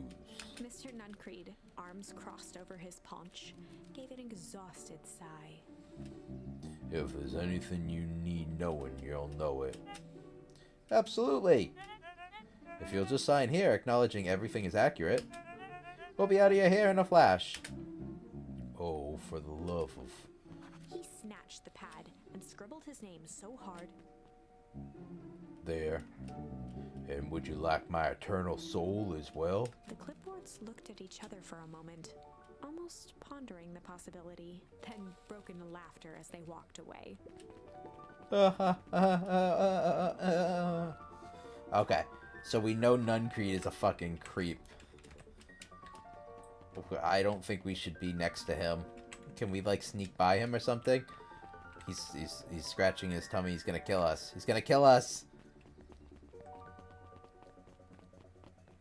Oh, wait, can we really just walk by him? What happens if I walk up to him? Hi, Mr. Nuncreed. Luca, let me give you some advice. The next time someone you don't know asks to hear your thoughts, give 'em good hard bop right in the kisser. Oh, Gran tells me just to keep away from the clipboards. That's good, that's good. Your Gran is a smart lady, Luca. Speaking of which, you better run along home now. Too dark to be out wandering on your own. Punch him in the bits. Punch him in the dribbly bits. Is there anything else around here that I can interact with? I feel like we're getting close, right? To the end. Wow, there's a lot of people out after midnight that I was anticipating. This person gives us like little snippets from our own story. It's very interesting. The answers you seek will be revealed to you in due time. The question is, the figure intoned, are you prepared to live with the truth? That sounds like something Nat's gonna say to us, actually. I'd better not dilly-dally. Gotta get to the treehouse. Fuck you. Fucking dilly-dally, shilly-shally. Let me go wherever I want.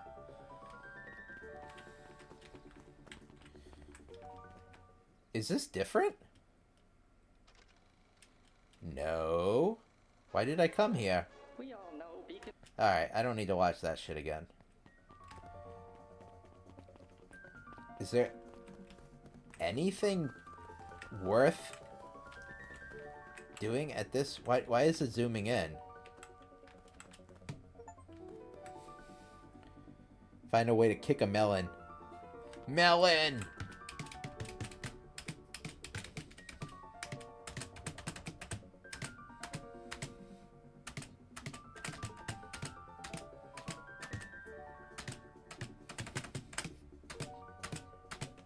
That was a good beat, right? Alright. I'm gonna like overlay that with like some rock music. Another day, another dollar. See you tomorrow, Z. Have you noticed how all the Perennial Harvest folks order the same drink? Decaf cappuccino with extra foam. Why? I don't know. Just thought it's a little odd. Pretty weird for sure. But the customer's always right. See you bright and early tomorrow. I can't wait. Alright. Last Chance Diner? I don't think we need to go to the diner, but can we check it out? Well, they're not telling us no. Well, that's locked, so... Where's our bat friend? Alright, well, I guess we're really going to the treehouse now, because everything else is basically locked off to us at this point. Hey, what's going on, Bori? Bori, did you hear me earlier when I was talking about my schedule? Or do you want me to repeat that?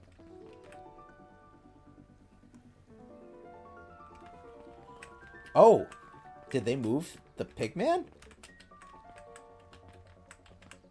Repeat it, please. Okay, so what I said was this... So, the last, like, 3 or 4 weeks, I've had, like, holidays. That's why I've been streaming during the day. My normal evening block is about 6 p.m. to 9 p.m. on Wednesdays and Thursdays. Friday, I usually do it, like, early morning, like, a 9 a.m. Eastern to about, like, 3-ish. I usually take Saturday off, and then I usually do an early-ish stream on Sunday as well. So if you see me streaming during the day, it's probably either Friday, Sunday, or a holiday. So that's probably why you've gotten used to me streaming during the day, but that's not my normal schedule. My normal schedule for Wednesday and Thursday nights is this time slot, 6 to 9. Give or take. Sometimes a little bit earlier, but yeah. Kerr and Gus Valentine proudly surveyed the half-covered festival banner. It's all coming together quite nicely. Couldn't have done it without you. The mayor gave a half-hearted shrug. I'm not so sure about that. Nonsense. That reminds me, I wasn't able to thank your sister for her contributions. Yeah, she has been indisposed of late. She doesn't much like me, does she? Oh, no, that's not at all. She's just been busy. Of course. Regardless, I would be forever grateful if you could pass my thanks on to her. The History Museum adds a real air of import to the whole affair.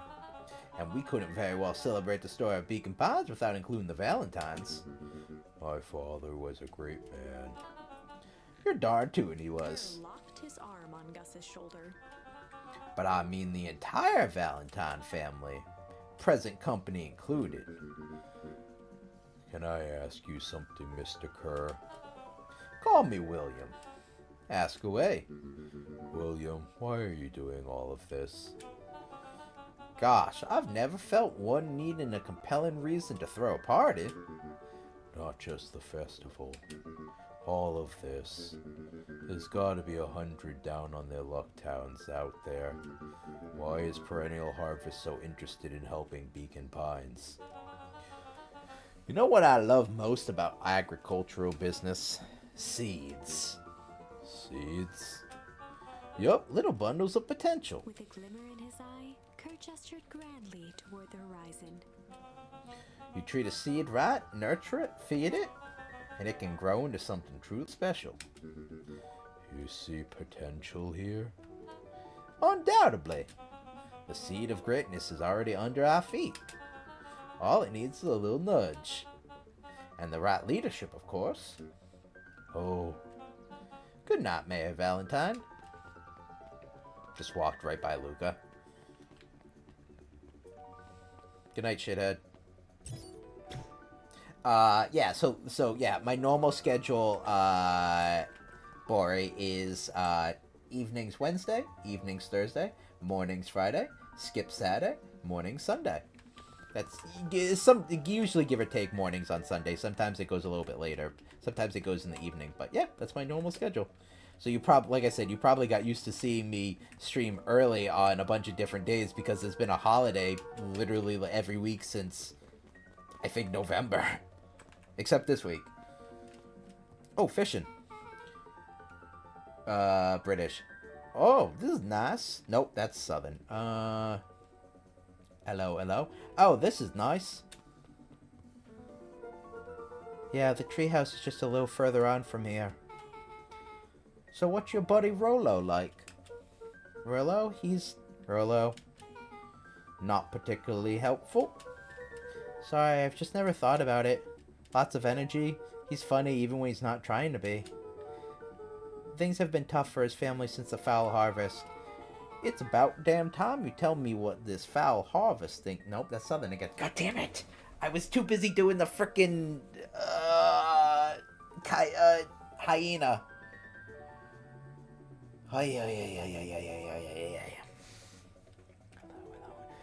It's about damn time you tell me what this foul harvest thingy is. It's kind of a long story. Hit me with the highlights. Guess I got used to the early morning ones. Yeah, I have them occasionally. There used to be a fertilizer company here called Valentine's. They were kind of a big deal. Ooh, big deal fertilizer. It was a big deal to us. Their stuff really worked. Farmers loved it. So Valentine grew and grew. Beacon Pines pretty much grew around it. Mostly everyone in the town either worked for Sharper Valentine or used his fertilizer. Things were good. Sensing a big butt? Around 6 years ago, Sharper Valentine suddenly died. And something changed. Changed how? Could have been a bad batch. Maybe it was in the water or air or soil. Nobody knows. But all the crops died. And everybody blamed the Valentines. The foul harvest. Yeah. Valentine's fertilizer went out of business. Half the town lost their jobs. Sheesh. The next year the crops came back, but something was different. We plant the crop, do everything right, and it's sort of a crapshoot what happens. And nobody knows why. Nope.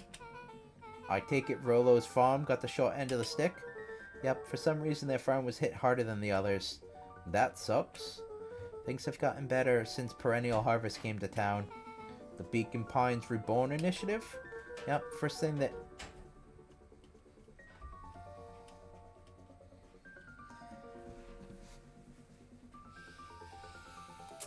I have an idea. Yargan, I don't know if you're lurking or not, but they said that the Perennial Harvest group that came here, that they called it the Perennial Harvest Reborn Initiative or something like that, right? Right?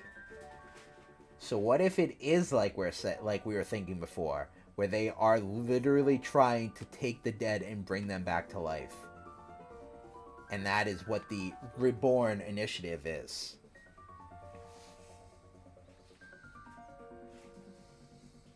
Think about it. It could happen. Also, Bori, you'll recognize that you have a nice little diamond next to your name now. You're welcome. And thank you. They even put us up in hotels one town over for a week while they decontaminated the groundwater. We better get going. Hey, Dad, can we go fishing for something else? You are. You are indeed. Anything else? Oh, yeah, I have a pole. Luca tied a small magnet. Do the same, to be honest. I'm going to do it right now. Alright, I appreciate you. Alright, this might be the last one, I would imagine? And then maybe we'll get, like, maybe we'll get a secret or something? Oh, shit, I missed that. Sorry. Oh, no, I didn't. Okay. Could see that. Maybe Beacon Pines got destroyed and they were reviving a dead town. That's why they picked it. Yeah, it could be. Ooh, a key. Where do you think this lock is for? Well, nope. Where do you think the lock is for this key? Now, why would we want to find that? Because then we will know the secret. God, that's no fun. The second we know what it unlocks, it just becomes a boring old key. Right now, this key could unlock anything. Cool. Is that all of them? I don't think I have anything else, and I gotta imagine I'm close to the end of the. Oops, shit.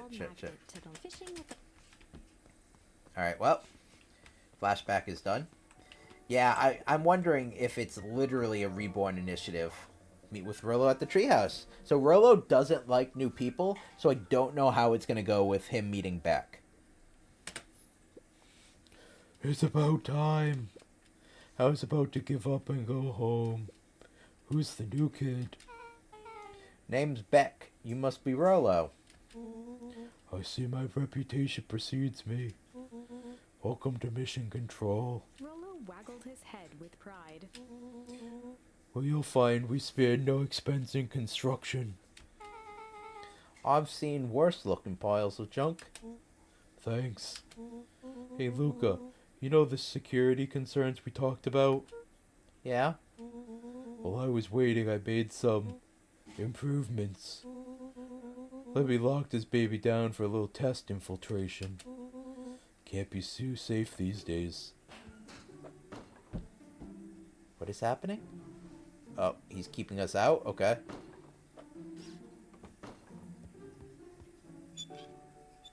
Okay. Is he like gonna hotbox the fucking treehouse? Rolo, are you using nuclear waste in there? He goes all out, doesn't he? Always.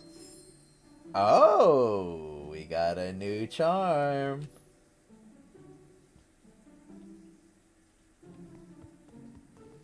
Hey, Dad? Ghost Dad? Can I use something lavish here? Let's go, Daddy. Let's go, Daddy, indeed. I cannot use a lavish thing. I was kind of hoping I could. Alright, fine. Fine. Okay. I imagine they want me to shoot that. Oh. Never mind. I imagine they want me to do this. Yeah! Or not. Yeah! Why am I playing target practice? Yeah! Okay. Oh, it's moving this time. Oh, boy. Yeah! Oh, wait, what? Where'd you guys got all this junk in the first place? It's a guy in town named Jeff who trades us junk for snacks. Nice. That's a pretty good deal. Junk food for junk. Nice.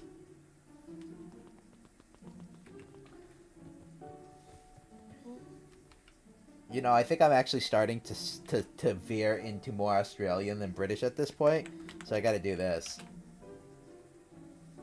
Crikey! Yeah. So,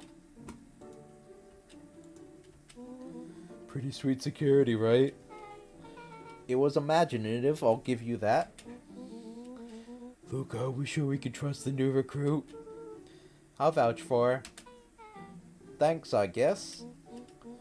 Okay, Luca, you promised to fill me in about the Valentine warehouse. Alright, so these people, neither of them know about the creepy shit that's going on at the factory. On this timeline. Luca sucked in a long breath. So like I said, there was someone there. What were they doing? I don't know, but the place was lit up and active. Maybe they were squatters? I don't think so. It seemed more organized. When the man pulled me in, I saw some sort of equipment running. A man pulled you in? Yeah, but I got away. You keep saying it was a man. They were wearing a mask, right? Yeah? Then it could have been a woman.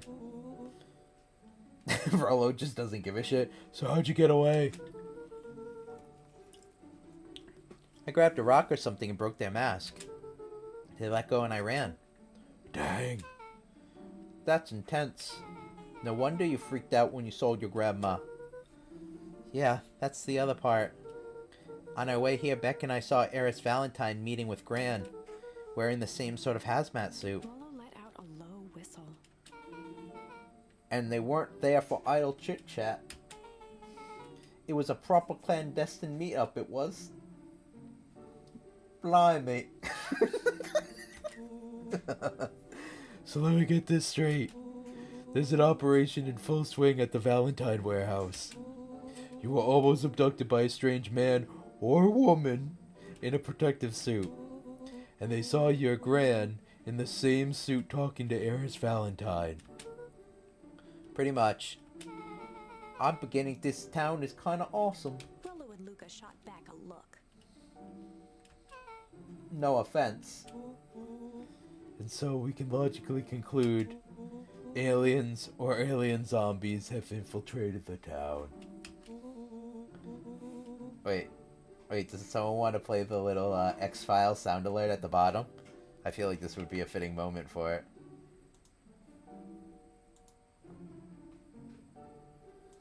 See if I can get that shit. Pull it up. Do it myself. Maybe? Fucks my sound alerts.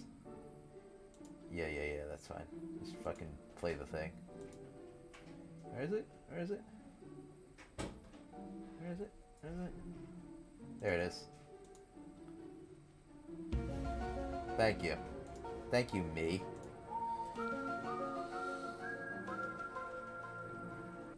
And their leader is your Gran, and she tried to murder you. First of all, and for the last time, there's no aliens. Second... Oh, I'm listening to myself. I was like, wait, why am I hearing myself talk now? This is weird. That's why. Second, it couldn't have been my Gran at the warehouse. I broke that person's mask to get away. The mask Gran was wearing wasn't damaged. But she's definitely hiding something. Maybe. Your Gran is weird, but she might be the most boring person in the universe. All she does is sit around all day making jam. What could she possibly have to hide? I don't know. We haven't talked much since she moved in. Moved in? Your Gran isn't from here. No, she came a few months back to take care of me after... After his mom went missing. Did you know your Gran before? Not really, no. It's been years since I'd seen her. Luca, don't take this the wrong way, but... Are you sure your Gran is on the up and up? Luca gazed out the window.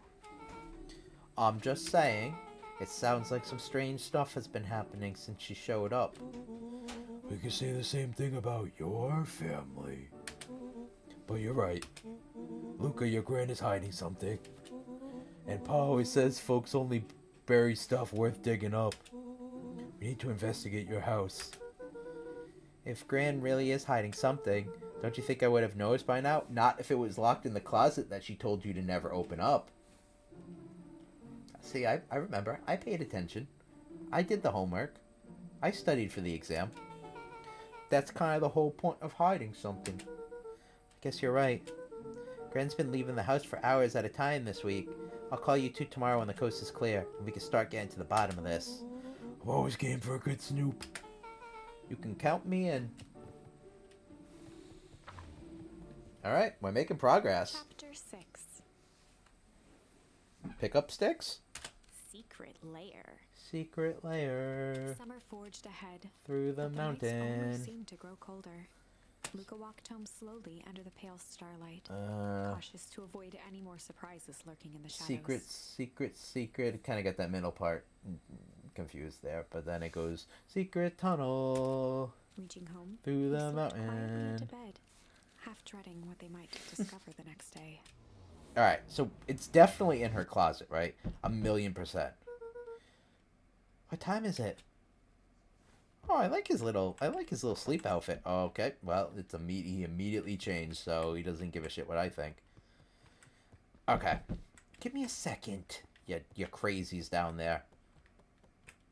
I have to make sure that there's no secrets around. Okay, let's go downstairs. I'm coming. God damn it. People fucking knocking on my door first thing in the morning. I ain't even had a coffee yet. Like, this is the very first thing in the morning. I haven't even had a coffee. And they're in my house. That big a bed looks super comfortable. It actually really does, yeah. Brillo, what on earth is that? Huh? That ridiculous thing on your head. Oh, this? It helps me think. You're gonna need a lot more of those. Joke all you want. We'll see who's laughing when I crack this case wide open. The coast is clear?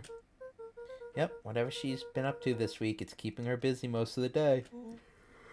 Very well. The game is afoot. Luca and Beck rolled their eyes. Oh my as God. Rose strutted across the room. I love this. If I were Gran, where would I hide my deepest, darkest secrets? Perhaps where you might least expect it. Rollo flung open the cabinet with confidence. Aha! Coughed as a veil of dust hit his face. I think it's safe to assume anything that dusty isn't what we're looking for. Or maybe that's what she wants you to think. Then again, any good detective knows not to trust their first hunch. First hunches are for suckers.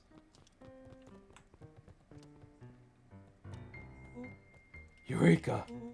She lit a fire in order to burn the evidence. She keeps that fire going every day, Rollo.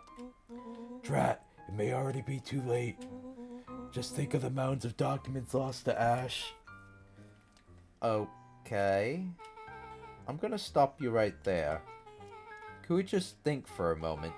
Luca, is there any way your Gran doesn't want you to go? Yeah.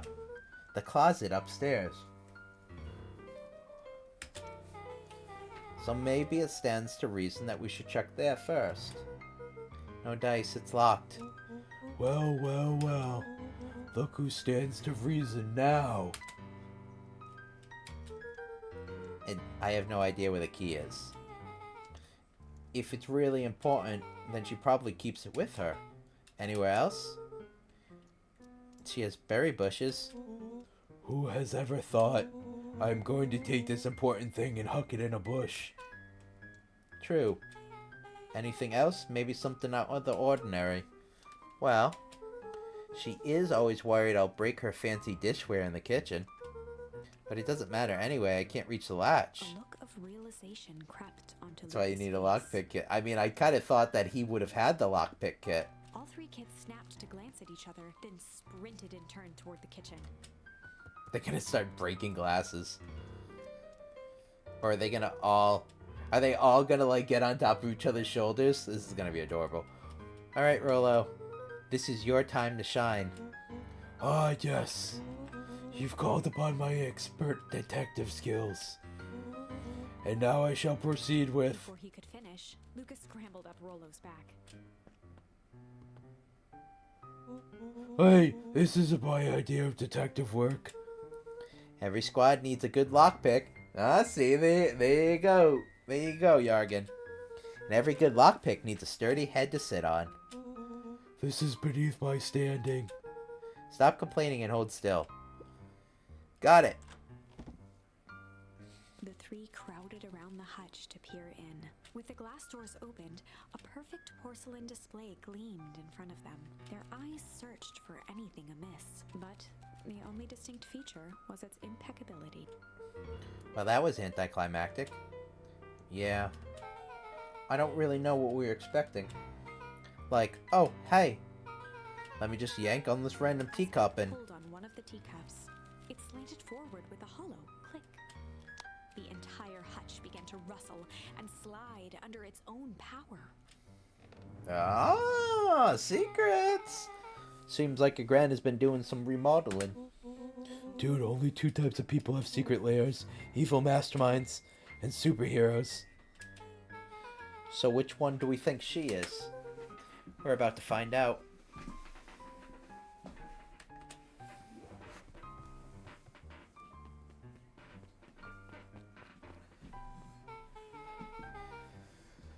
Okay, so more of an unhinged conspiracist vibe.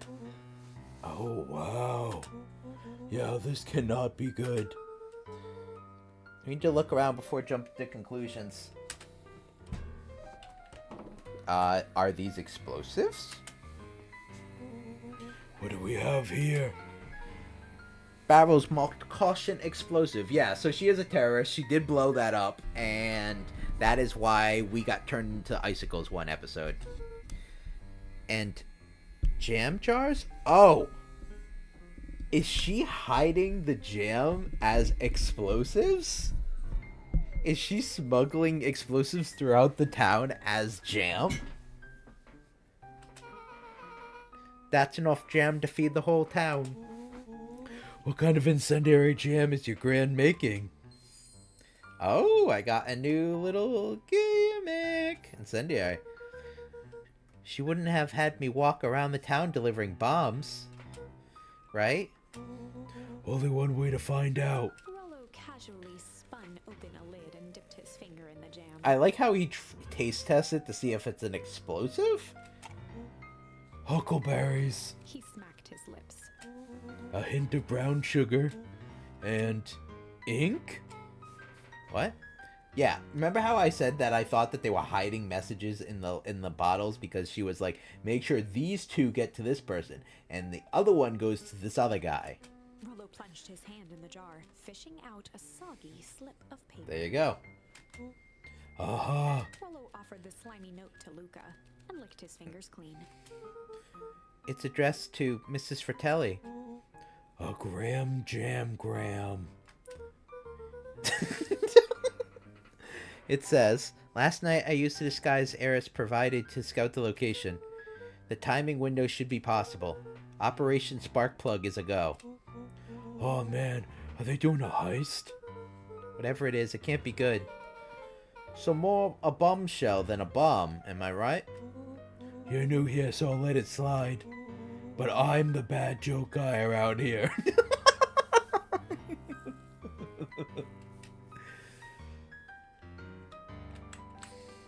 Okay, what else is around here? Luca jostled each cabinet drawer in turn. He fingered through the filing cabinet, pausing at a bulging folder labeled Walter. No worries. For a long moment, he just stared at it. Is that his father's name? What do you got there? It's my dad. Looks like some of his old medical files. Your dad was a doctor.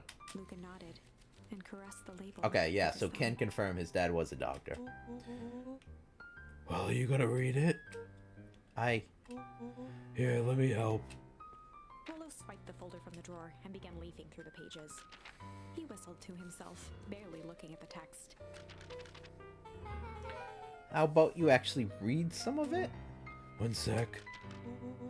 Dense documents such as these are a lot like a cheeseburger. It's best to skip straight to the middle.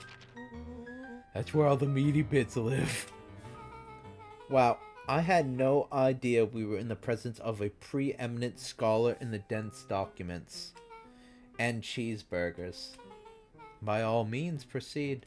He stopped at a page and mimed, holding up a monocle. Ah, here we are.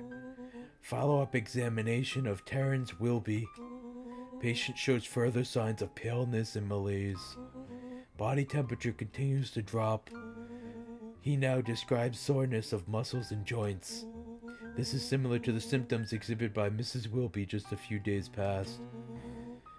Still waiting on lab results from Joseph. Rolo looked up with heightened surprise. See? Creepy. Yeah, that's kind of disturbing. Who's Joseph? That's Mr. Nuncreed's name. Wait. Rolo's finger traced across the page. There's more scribbled in the margins. Could it be contagious? Mr. Wilby claims the tap water at his house has been contaminated. Perhaps environmental? Lab results only raise more questions.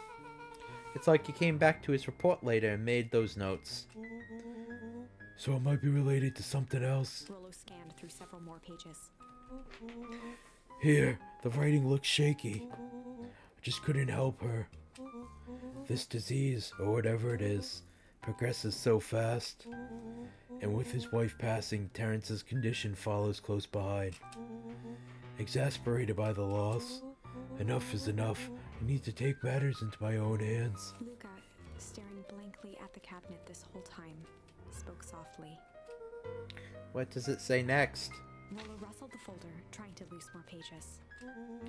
That's where it ends. What? There has to be more. Luca frantically shoved the remaining cabinet folders, trying to find another labeled Walter. Luca, I think that's the only one. It's alphabetical, see? What did he mean, enough is enough? How did he take matters into his own hands? This is bullshit. Luca slammed the drawer shut. Uh-oh. Oh. That's it. I'm back to me. Sorry. A spider web of string connected photos of people from the town, interspersed with hastily scrawled notes. Well, she sure has kept herself busy. Doing, baby. Oh, is your gran a serial killer? Because I'm starting to get a vibe. Don't be ridiculous. Sure, she's just tracking the movements of everyone in town out of the kindness of her own heart. She puts little symbols by some of them. Yeah, Mr. Nuncreed has a check mark. That means that he works for them. The clipboards are all inside a big circle. My mom's are both on there. Both with question marks. Gus Valentine has a question mark. Eris has a question mark that's been crossed out. Mr. Kerr has a bullseye. The killer has chosen her next victim. We don't know what any of this means. Whatever it means is probably not good. Next, let's do the little punching bag if we can. Punch, punch, punch, punch, punch, punch, punch, punch, punch, punch, punch, punch, punch, punch, punch, punch, punch, punch, punch. Getting stronger. Okay.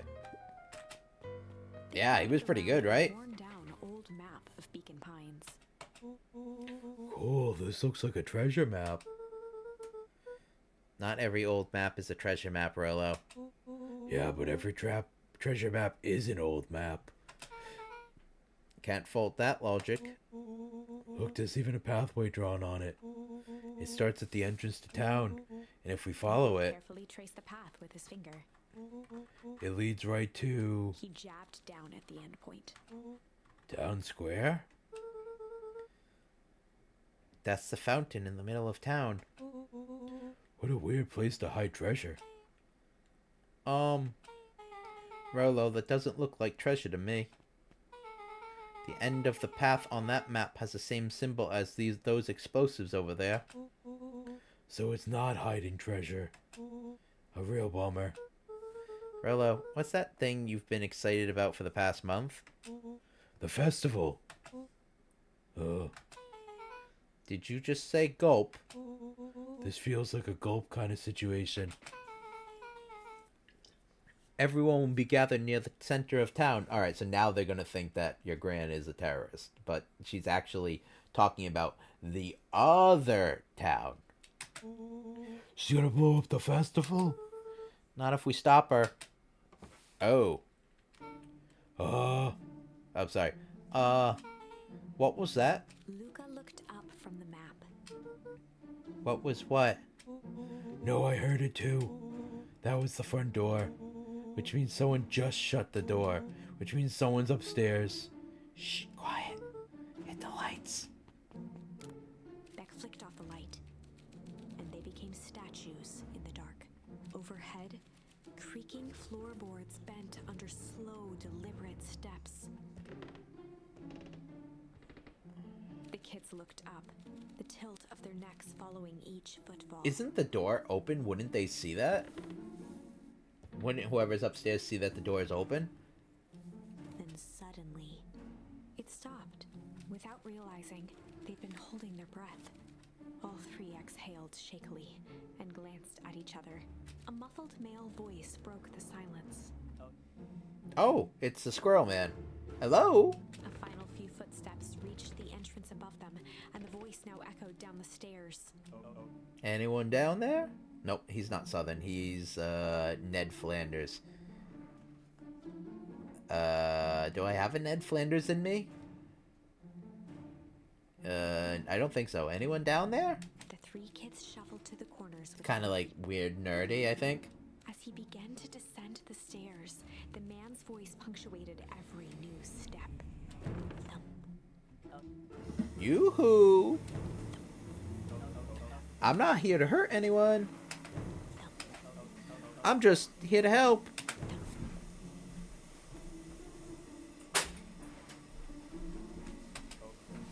Just... At the bottom step, the man paused. Huh? Guess it's nothing. Rollo shifted Oh, that's Roxy. Luca gave him an intense, chastising look and whispered through clenched teeth.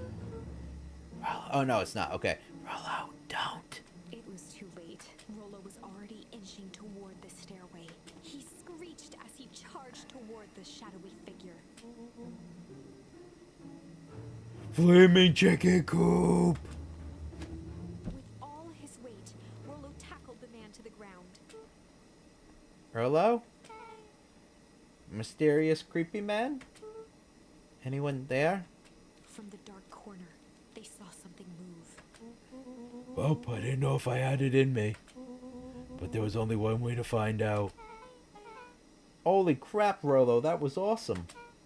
Wait, did you just kill that person? Luca scrambled to the hunched figure on the ground. Pressing his fingers to the man's neck, he sighed with relief. You sure clobbered him good, Rollo. He's knocked out cold. As Beck flicked back on the light, Luca and Rollo both gasped in stereo. Mr. Tolliver. Chapter 7. Oh. Oh, this is the farthest we've ever made it. Chapter 7 is a new chapter. We've never made it to Chapter 7, I don't think. Of Hiram Tolliver. Oh, damn. Still unconscious, Mr. Tolliver slumped heavily in a shoddy old chair. Okay. His hands were bound with rope, his feet tied with some loose string. There is an ad that's going to start in 8 minutes, but I want to see how much progress we can make on this one. Circle, discussing their plan. We're going to beat up the fucking grocery man. One thing was certain. They couldn't just let Mr. Tolliver go. They needed to know what he was doing in Luca's house. After some deliberation, it was decided. Good cop. Chill cop. Good cop, hard cop. This is gonna be funny. I think I'm gonna go with good cop, chill cop, but I don't think it's gonna work. I'm just curious. They'd run the classic good cop, chill cop interrogation. Chill cop. I'll handle this, just gotta play it cool. Luca walked calmly to the light switch, flicking it off and on a few times. Mr. Tolliver shook his head, gathering. Golly, I sure got my bell rung. He looked over to He's find like, he's gotta go like Midwesterner, right? Like, oh, sorry about that. Okay, let me try and get a Midwesterner for him. Sorry, Mr. Tolliver.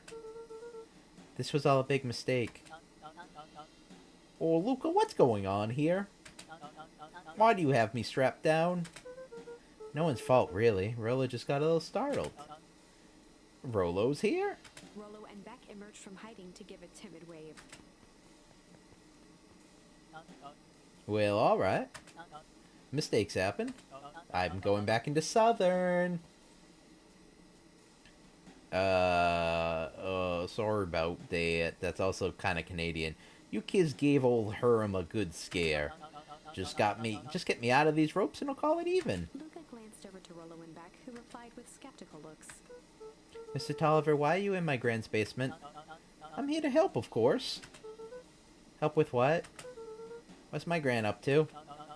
If you just cut me loose, I can show you. How do I know we can trust you? Mr. Tolliver exhaled with disappointment. Luca, have I ever done wrong by you? No. And since your gran moved to town, haven't I been nothing but welcoming? I think it's transitioning back to Southern, sorry. Yeah? So why would I turn my back on your family now? It's just, all this stuff seems pretty weird. A board with names of people from town, an archive of my dad's old disturbing patient notes, Luca gestured to the corner. barrels of explosives. I can explain everything. You just need to untie me. You kids deserve an explanation. Luca looked again to You Rollo use and explanations with your mouth, not with your being untied. Beck. This time they shrugged. Luca began to slowly loosen the Well, bindings. this is not going to be the right option. Mr. Tolliver gently rubbed his wrists. That's a good lad.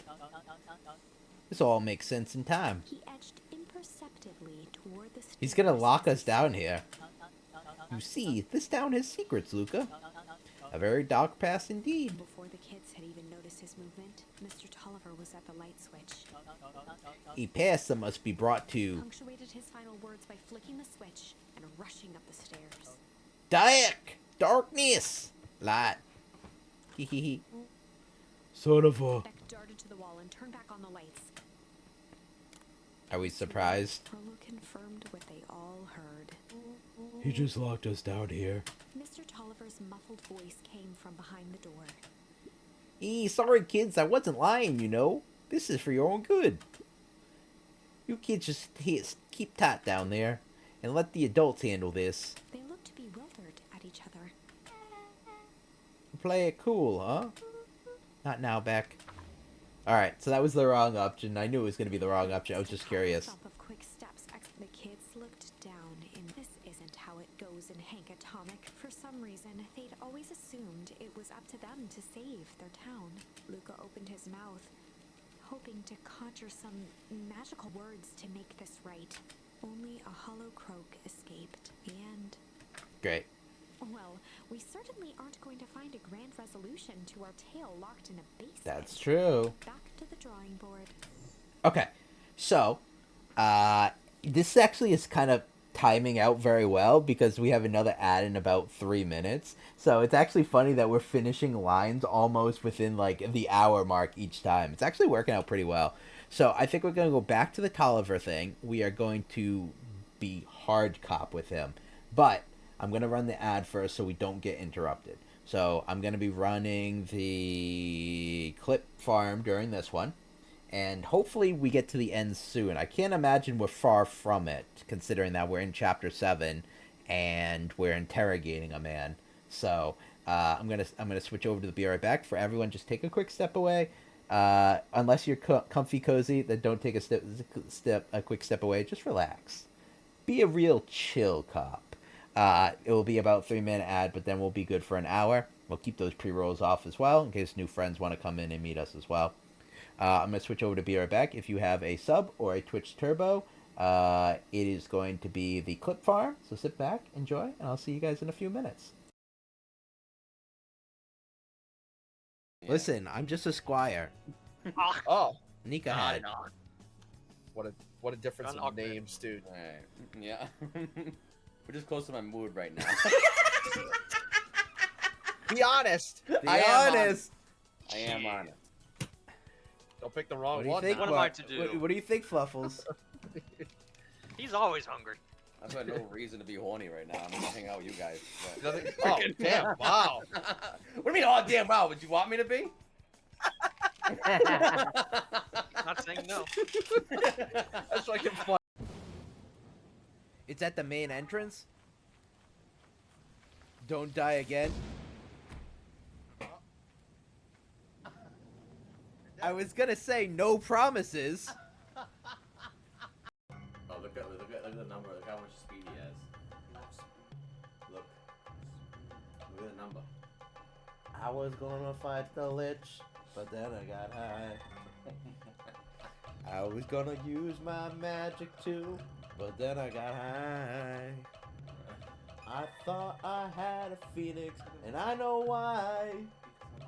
Because I got high, because I got high, because I got high. You like that? Alright, let's add 10 to magic 3 times. The demon in me! You came for the G virus, didn't you? But you'll never take it from me. This is my husband's legacy. Holy shit! I ain't got no clue, darling.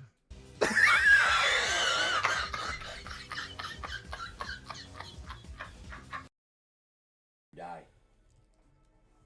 If you no. consume Batman cereal, Go back. you'll be a real bat. I already read that. Yeah, just read it again.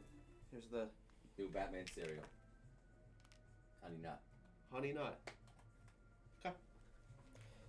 The M on my handkerchief is not for Mark. Oh. All right, here we go.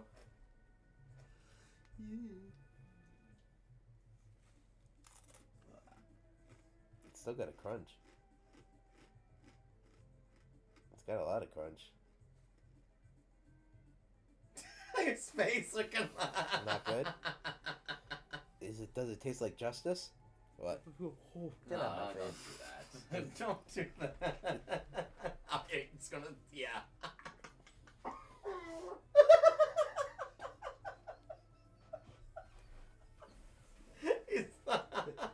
So it's a no on justice? Because the Tartarus run is done, our rise and grind is over. We have grinded. We have risen. Praise to us that we have risen. What the fuck am I saying?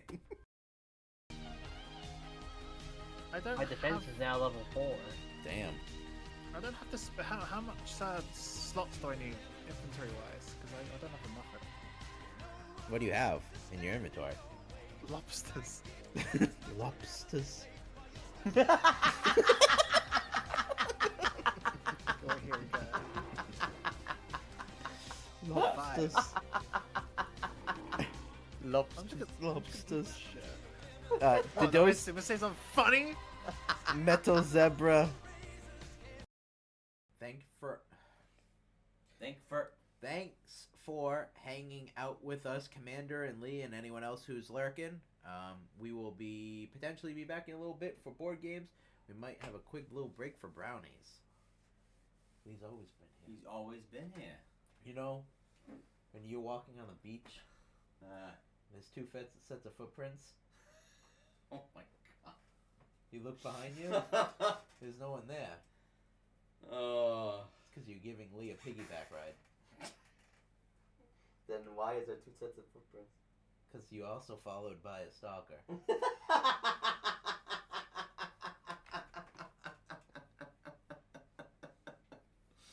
Damn, that story took a good turn. Yeah.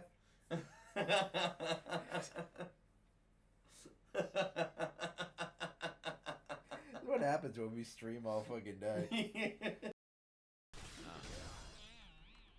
I hate that sound effect!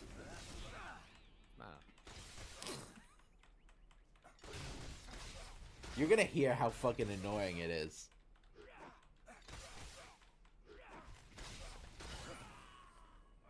Alright. Which one is it? It's a...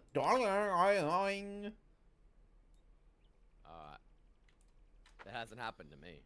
We might not have one that, like, stuns or something. Oh, yeah, maybe not.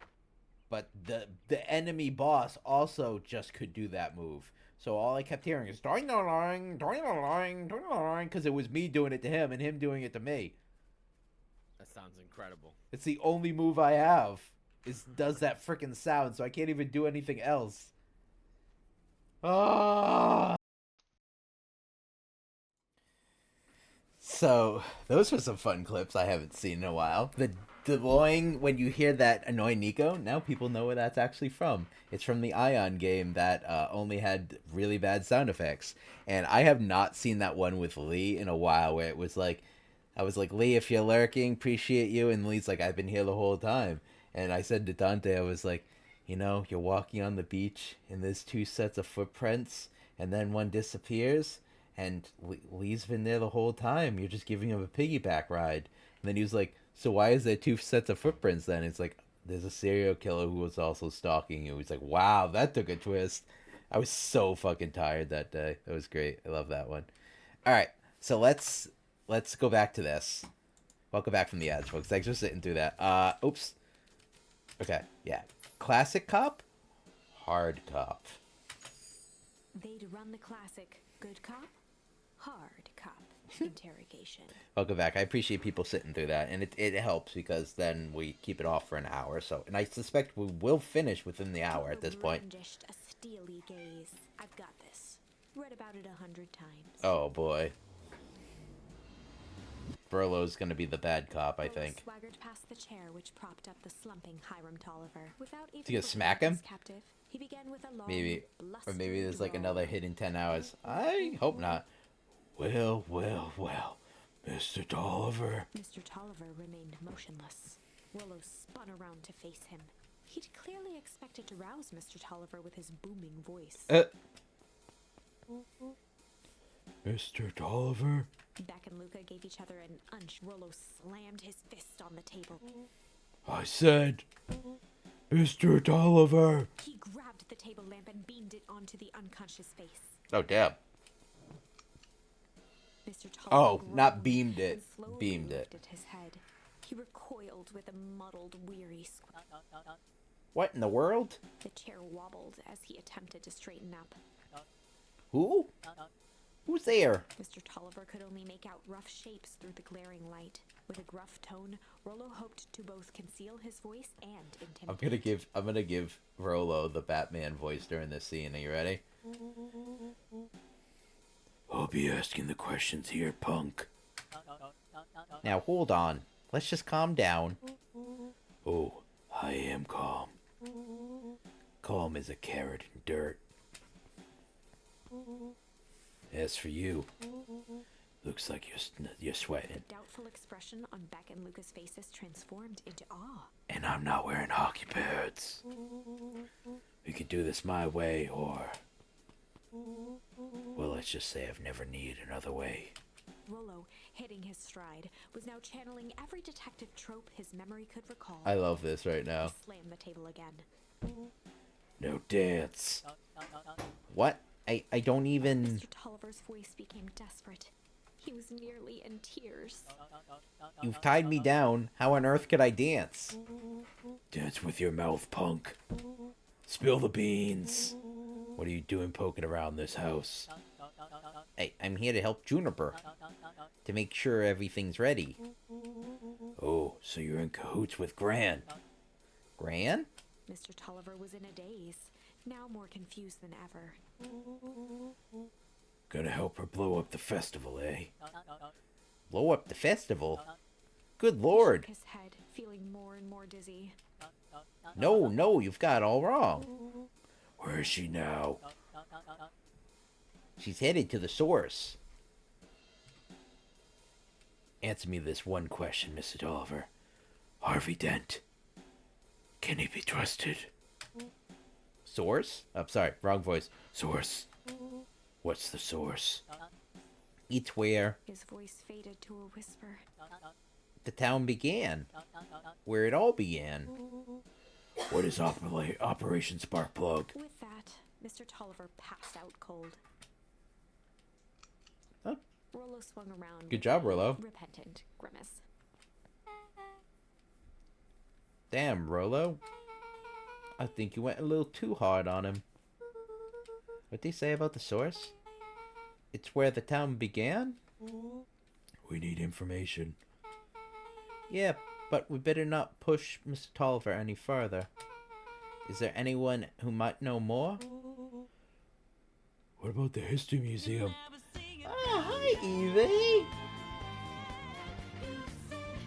Welcome in, Evie. Good to see you, pal. Love the raid, love the raid. Let me get this for you. How are you, Evie? How are you, Evie? Good to see you, pal. Don't mind me while I copy your name because I don't want to miss any of the underscores. Oh shit! I'm starting a raid. Whoops! Whoops! Whoops! Whoops! Wrong thing. Wrong thing. Yeah. Just knows. Yeah. Do you like the Persona music? I really like it when it comes in because it's a lot of fun. It's like it's very funny because it's like you never see it come. I think it fits for a raid. I'm doing good. We are approaching the end of this game. We just Batman interrogated a Ned Flanders like squirrel, so it's been interesting. Been a squirrel since been a squirrel. Been a while since you played P5. P5's fun. Have you ever played P5 Royal? Because if you haven't, P5 Royal adds such an aspect with a certain character and the main character. I don't want to spoil anything, but a certain character and the main character, it adds so much more layers to that relationship than you would imagine. Like rivalry, I should say. And I think you might. Yeah. If you know what I mean when I say rivalry, you might get it. But between the main character and their rival, it adds layers to the rivalry that you would not imagine. And the ending song in that is so emotional. I swear, it was one of the most emotional endings to a game I remember because of how powerful that ending song is. After you explore the full extent of that rivalry. Yeah. I think you smell what I'm stepping in. Also, welcome in, Raiders. Evie is my buddy. He occasionally stabs me when we charge batteries, but not all the time. He's very good people. If you are here and you've never met Evie before, give him a follow. He's a lot of fun. He's a very nice guy. And it's free. It helps, and it's nice to show appreciation for the people who send their community to us. So thank you. Occasionally. You know what's funny is I queued up a clip today and I didn't get it posted because I was in class all day. I queued up a clip where Sonata tried to stab me and also failed, and I killed her because I had a gun and a knife. I was just like, why was I always extremely stacked in every single one of those things? I think the first thing I did every single session was I ran and got a gun or a knife. And I played Metaphor. I'm gonna tell you something, Evie.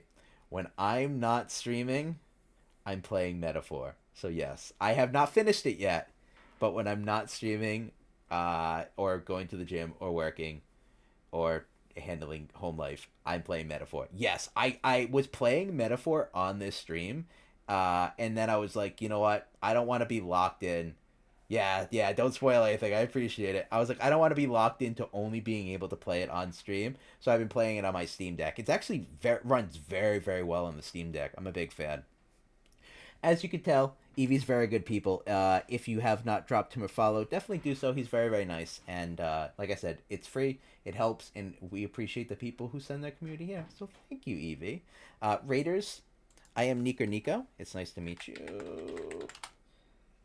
That is me. I play MMORPGs, MMOs, RPGs, VR, horror games. Sometimes I play cutesy-ish games, which also apparently have extremely dark undertones, like this one. Yeah, I play a lot of different games. So welcome in. I hope you hang out, and I appreciate you. And if you like what you do, give me a follow as well. If not, that's okay. Lurkers are appreciated as well. I should probably pimp out my Discord. I normally don't, but if anyone wants to slide into the Discord, there you go. It's free as well, and you get to see pet pictures, food, a lot of food pictures, a lot of food pictures. I think it's primarily pets and food, and then occasionally me putting an update as to like my schedule. So it's a lot of fun. So thank you, Evie, and welcome in, everyone. So you are entering into the end of this game, Evie. We are on... How do I describe Beacon Pines at this point? So Beacon Pines is a... Let me go back over here. So Beacon Pines is a game that's like a choose your own adventure game where you can change the direction that you go based on if you pick up specific charms that change the words in those instances. So for instance, like in this one where the options are shit or chill, like you have an interaction with this person named Roxy. You can either choose the shit option, which means that you act like a little shit and you go and kick her, or you could be chill and try and like calm her down and try and coerce her to let you go by without a problem. So, but you can only use those charms if you've collected them from the environment or other runs. So it's pretty fun. So we've basically exhausted this entire tree branch. So we've gone all the way up and basically finished that. And then we finished this, which was just kind of like a guy who was like a pervert for our grandmother who was just like really uncomfortable and locked us in a phone booth, and then we got killed. And we're on this path right now, which we believe is the true path. And so we're getting close to the end. We just interrogated an old Ned Flanders looking squirrel. There's so many layers to it, but the very short version of it is basically there is a separate version of our town called Beacon Pines that got destroyed by this like frozen calamity. There's like a hole in the ground that's called the Source, and that basically froze our entire old town. A new company came in and built a new town for us, and we didn't actually know that was happening. Everyone basically woke up and was just like, hey, the town's normal, and like, you know, whatever. So now on this pathway, we are trying to figure out what the Source is, whereas on this pathway, we blew it up. So on this pathway, we are trying to figure out what the Source is, and we have all of our friends on this one. So this might be the true path. We'll see. But I think we're getting close to the end. But it's a lot of fun. And you get to hear me do a lot of funny voices and often fuck them up. So welcome in. So the characters, this guy on our right here, his name is Rollo. The little cat to his left, her name is Beck. And then the main character is the goat type individual to Beck's left, whose name is Luca. He's the main character. Rollo has a deep, like, almost raspy voice.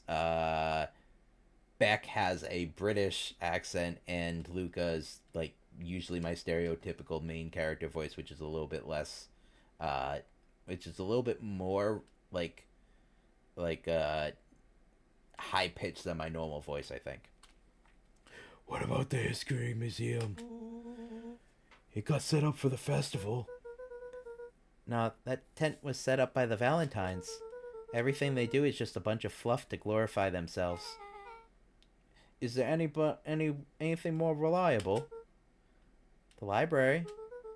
If there's any information about this Source thing, Kato can help us find it. Let's go get some answered. Okay. So this is all new information. We have not scratched this itch yet. We do not know what we're walking into. This is a dang nice library. Thanks. We work hard on it. Aren't you a little too adorable to be a librarian? Uh-oh. Oh. Okay. Well, that's how we got the charm adorable. Oh, Kato hung out here so much, eventually they just gave him a set of keys. I just keep an eye on the place for Mrs. Novak sometimes. They got you working for free. It's quiet and I get access to all the books I can read. What more could a person want? Fair enough. What can I do for you all? Nope, that's her. What can I do for you all? We need a favor. I already told you and Rollo, I can't put you any higher on the wait list for the next Hank Atomic. And if you're here with more candy, I'll have you know I can't be bought. Call it a personal code of conscience. Actually, we're looking to do some research. Now you're speaking my language. What are you looking for? That's the thing, we sort of don't know. What do you got on the history of the town? There's the the county record archives. What's in those? Births, deaths, newspaper clippings, stuff like that. Pretty boring reading. But they do go all the way back to when the town was founded. Great, we'll start there. Okay. Chapter 8. Wow, we're really moving. We've never made it to chapter 8. 6 feet under, 3 towns over. Ooh, that's an interesting title. The afternoon combing through dusty piles of old county records, desperately searching for anything that could help them make sense of Mr. Tolliver's cryptic utterance. Luca tried to shake the thought of Gran's basement, but his focus. Also, our Gran is a freedom fighter. She wants to blow up the source, but in one instance, one of these timelines, she did blow up the source, and it completely just like Mr. Freeze in the Batman movies, it basically completely froze over the entire town when it happened. It was not a good idea. Explosives, messages hidden in jam, dossiers on various town figures, and a corkboard threaded with photos. Gran was the only family he had left.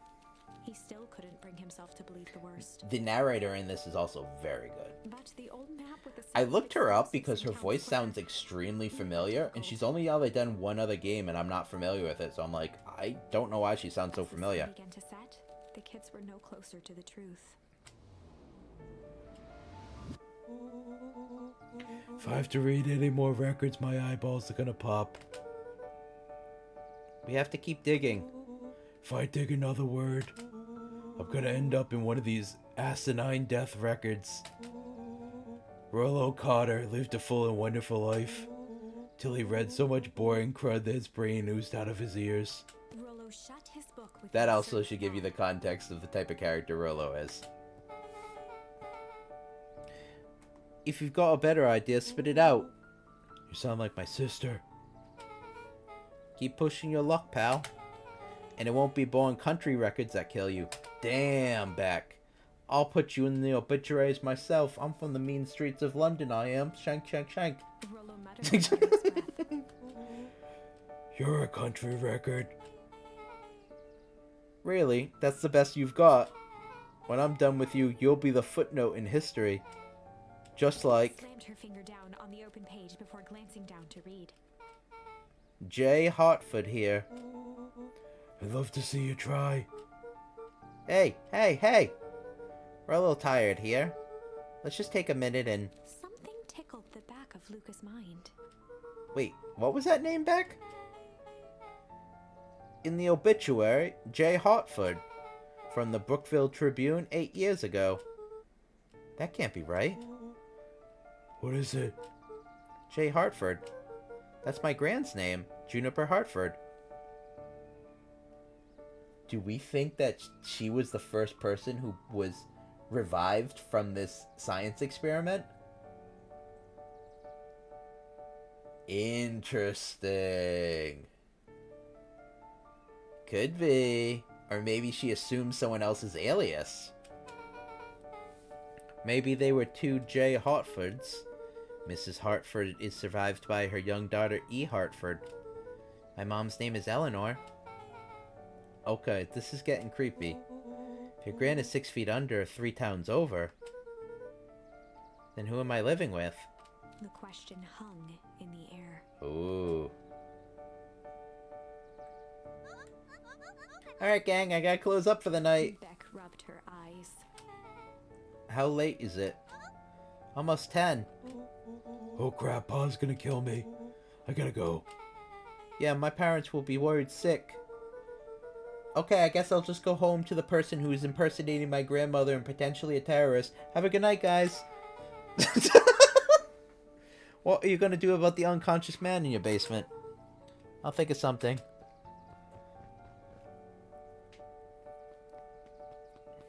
Luca's heart was pounding as he approached the house. If he was lucky, Gran, or whoever it was, hadn't gotten back yet. And of course, there was Mr. Tolliver tied up and unconscious in the basement. That's kind of funny. Dealing with him would be the first order of business. Luca shook out his arms to calm his nerves before entering. Now, it's a shame in this timeline that Luca is not friends with Iggy. Because I'm telling you right now, Iggy could definitely have dealt with Mr. Tolliver in a couple of ways. It's an Iggyism, you know. You know what I'm saying. Uh-oh. Gran is waiting in my living room. He held perfectly still, tempering his breath, and listened closely. She was asleep. His only hope was that she hadn't found Mr. Tolliver before dozing off. Check out Mr. Tolliver in the basement. Mr. Tolliver's throat's been slit. Oops.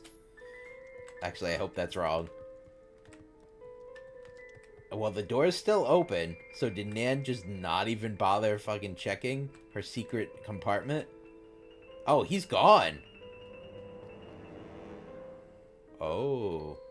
Oh, no. Mr. Tolliver was nowhere to be seen. But to be fair, Mr. Tolliver didn't recognize the kids because of the light being flashed in his eyes, so he doesn't technically know it was Luca and them. Maybe he woke up, escaped from his bindings, and left without a trace? Or maybe Gran knew everything. What do I do? Luca's hungry stomach groaned. Eat some dinner, I guess? Not realizing it, he'd gone the entire day without eating. Been there. Okay, I can figure this out. Just need a little brain food. Luca rushed over to the pile of jam jars, unscrewed one, and shoveled a handful into his mouth. Oh, sorry, that was more explosives. I'm afraid your jam delivery will be delayed. He flipped the lid to read the label. Mr. Nuncreed, heh. I wonder if she's poisoning Mr. Nuncreed if she knows that he works for the bad guys. So if Gran knows we tied up Mr. Tolliver, I'm screwed. If she doesn't know, then I need to play it cool. Guess the only option is go to bed and act as if nothing is wrong. Gran will think Mr. Tolliver finished what he was sent to do and left when he was done. Now she's doing it because she a creep? Maybe. I gotta do some more training in case Mr. Tolliver comes back. Getting stronger! Alright.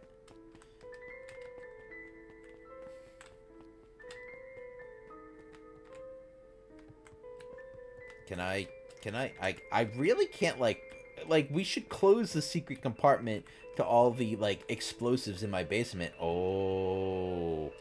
Grandma ain't here. Grandma got run over by a reindeer. Go to bed and play it cool. I'm gonna get suffocated in my fucking sleep. As Luca climbed the final stair, the emotion of the day dragged heavily on him. With each consecutive step, his legs... Is she in the closet? Oh, it's because I ate the poison jam. It's because I ate the poison jam. Because it's for Mr. Nuncreed. And she's poisoning Mr. Nuncreed. I'm calling it now. He tried to grab for the railing to steady himself. Something was wrong. Come on, legs. Just a few more steps. Oh, okay. I don't think anyone willingly watched that movie. Which movie? Oh, Grandma got run over by a reindeer. His limbs might as well have been bolted. That's to true. the ground. The animation was really bad on it. Through numb lips, he mumbled just before falling asleep. The germ? Yeah, because we know Mr. Nuncreed is a bad guy. So that's why on that last day she said, deliver these 2 jars to Mr. Tolliver and the other lady, and this specific jar of jam to Mr. Nuncreed. Because she spiked that jam to knock him out. So that way he couldn't stop them from blowing up the source. It's all coming together. Remember we did the jam delivery and she said this one is for Mr. Nuncreed specifically? That's why. Well, I guess I did go to sleep. Sweet boy. What did you get yourself into? I don't know, Gran. Are you gonna kill me? Rest now, and let me handle everything.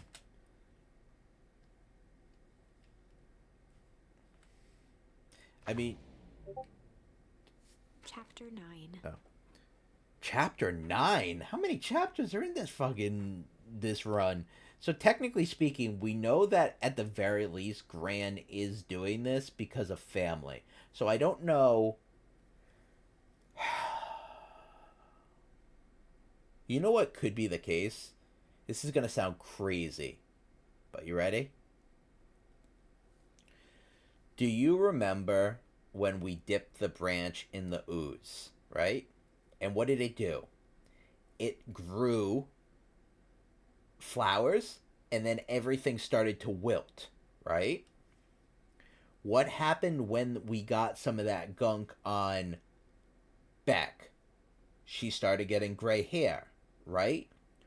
What if Gran is actually our mother who got wrapped up in the ooze situation and took her mother's name knowing that her mother was dead?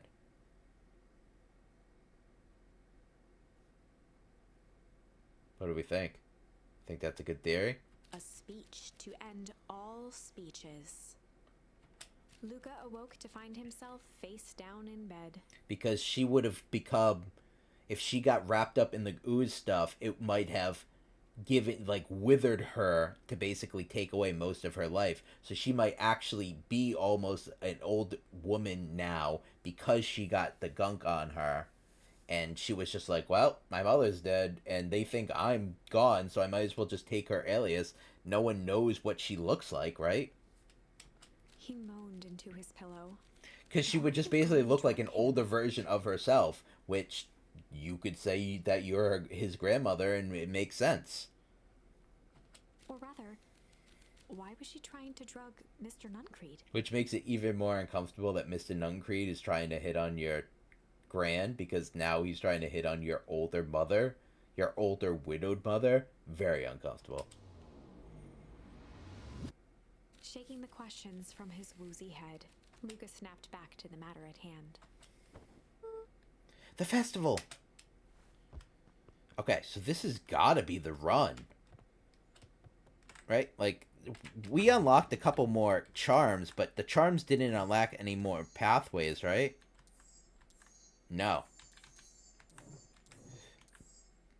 Nope. Technically, we're on the hard run right now. That's why it's a question mark. Okay. So this has got to be... Unless this branches again, this has got to be it. Oh, wait. Oh, shit. I can't say bye to Dad. Okay.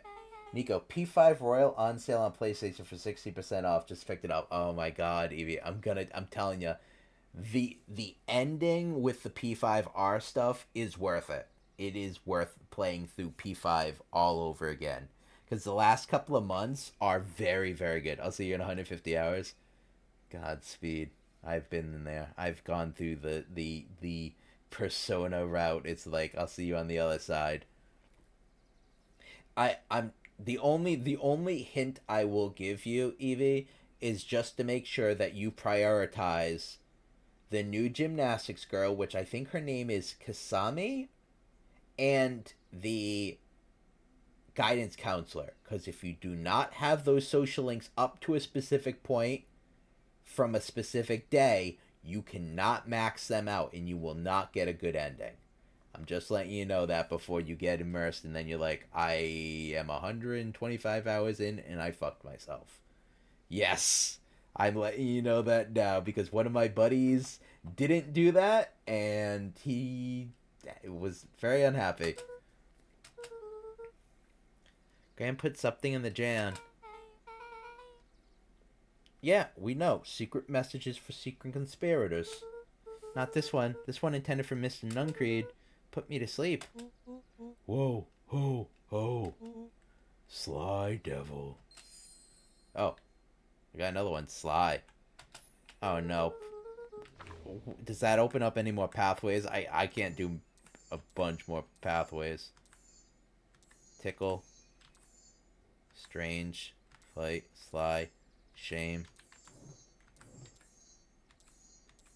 Oh shit. We could be sly to we might have to do that one too. Damn it. He might be in danger. Have you found anything?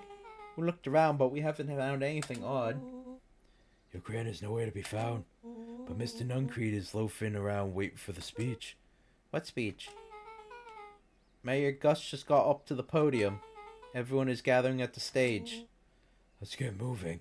Okay, so I think this is the bad pathway because we not nervously wiped his brow. because we like played hardball with Mr. the Squirrel Man. He passed out, right? And because of that, when we came back, we were hungry when we went down there to go check on him, which we ate the drug to jam. So I think we are now going to get flash frozen again. I think that we're on the bad path, and I think we have to go back and do Sly now. But I'll let this play out. Hello, Beacon Pines.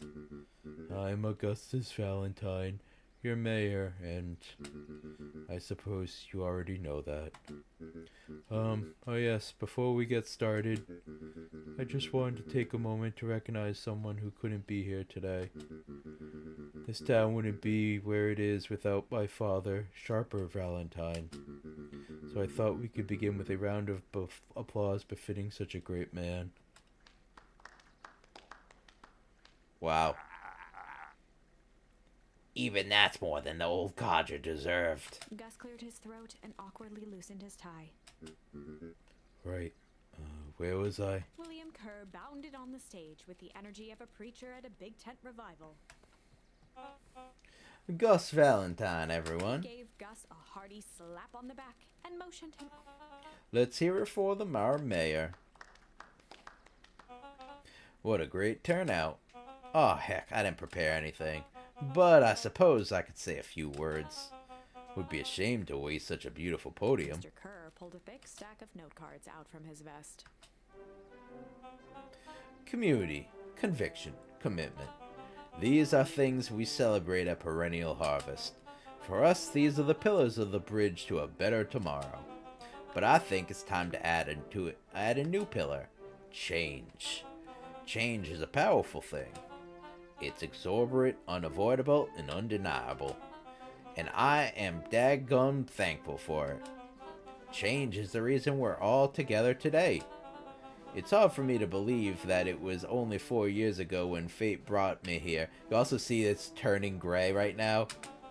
A simple business trip which brought me to a small town which would change my life forever. We're either entering Silent Hill or the source is about to explode. Mr. Kerr took a moment to survey the crowd. You know what? He wiped away a single tear. For the second I set foot in Beacon Pines, something about this place has held me captive. You see, change represents opportunity. It represents potential. It was change that helped me recognize the potential of this place, to see that the people of this town, despite suffering great loss, still held on to the things that made them special. He thumped the podium to emphasize each word. Community, conviction, commitment, and change. Mr. Kerr nodded confidently, biting his lip. The crowd was silent, in rapt attention. Fate made a perfect match that day. Nothing is more important to you all than community. And Perennial Harvest is a community first and foremost. Mr. Kerr methodically made eye contact with each section of the crowd. The only way you made it through the foul harvest was an unshakable conviction. A conviction that a better tomorrow was just over the horizon. Perennial Harvest was founded on that conviction. We are that horizon. The festival is a symbol of our commitment to each other. His voice began to build to a crescendo. We now walk hand in hand into a future we will shape together. And that is what change is all about. Grabbing the future by the scruff of the neck and making things happen. Change is a choice. I am tickled pink that we will all be making that choice together. How great is that?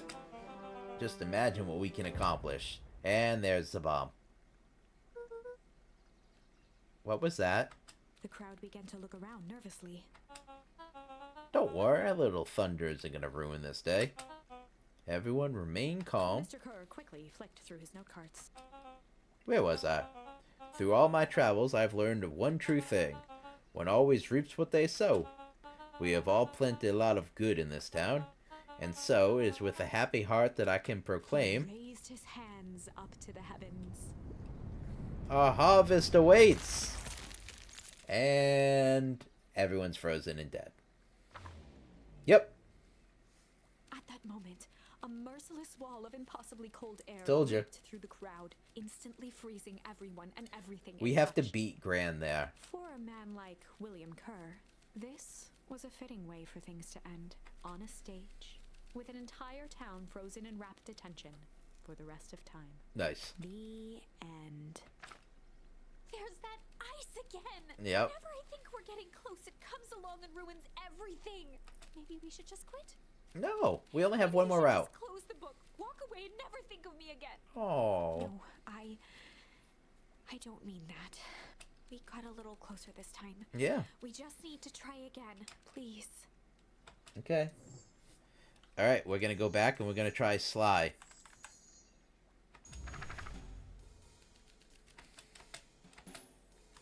Sly. They'd run the classic good cop. Luca and Rollo ducked behind a barrel, leaving Beck to her task. Oh, Beck is gonna do it. Interesting. Snaps. She roused Mr. Tolliver. I mean, I guess he doesn't know her. What? What's going on here? You're that Modewell girl. Please call me Beck. Sorry about all this. Mr. No, Tolliver that's looked Southern. down God and damn it. shifted a bit, testing his restraints.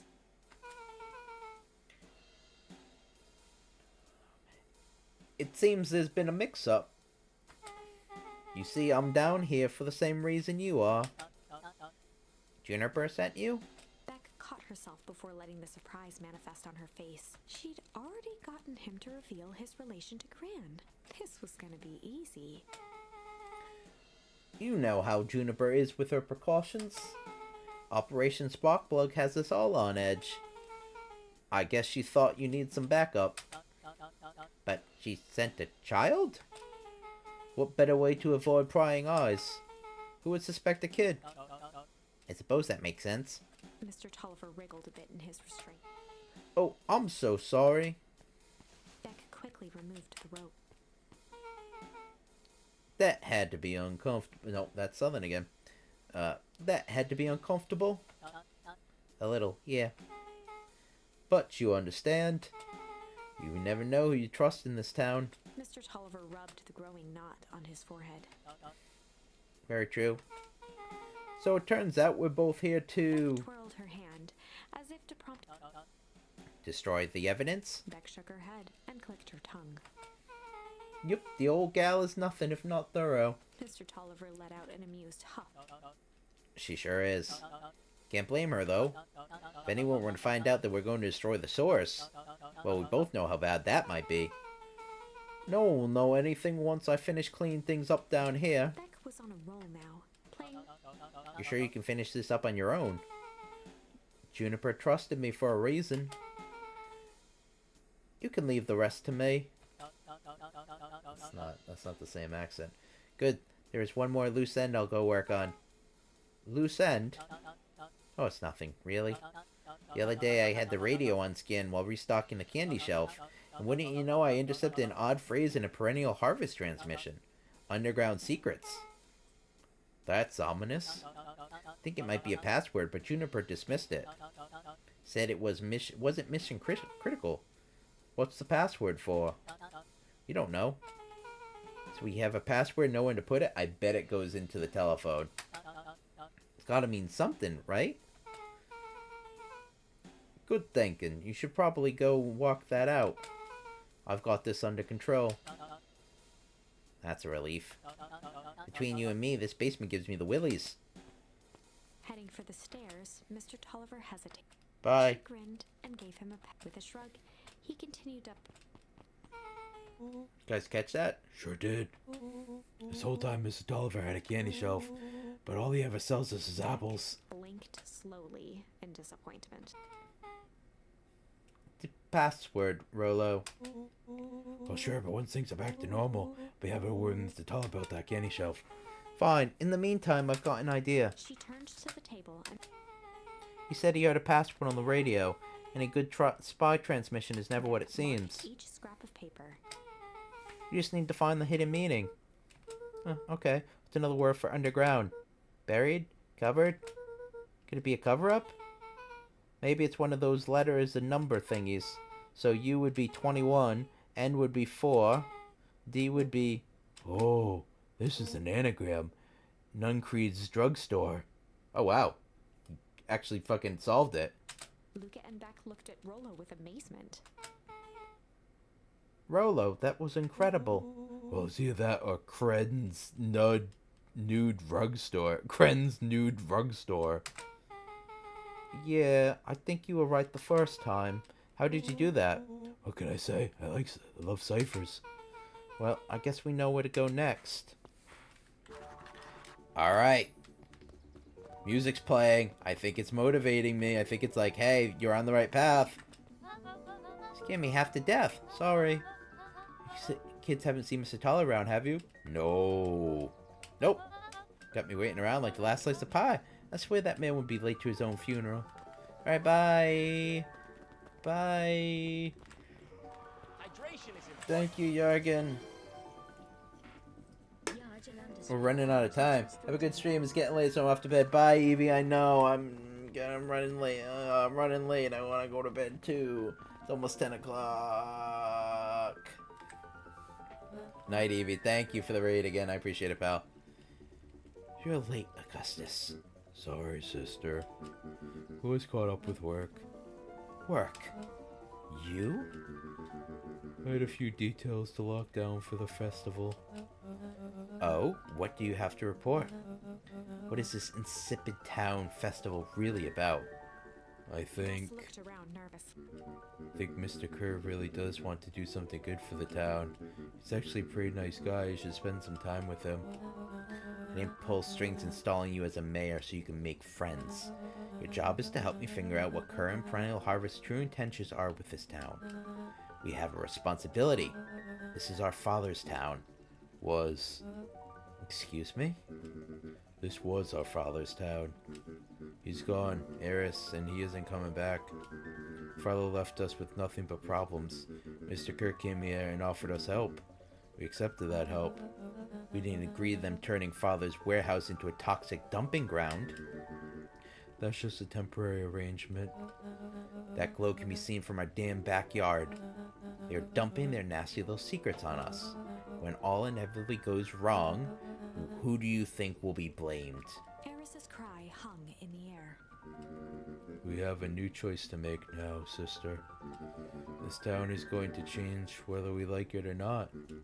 Are we going to choose to be part of that future, or be forgotten in the past? It's a shame. Father named you Augustus, but you will always just be a Gus. Good night, Eris.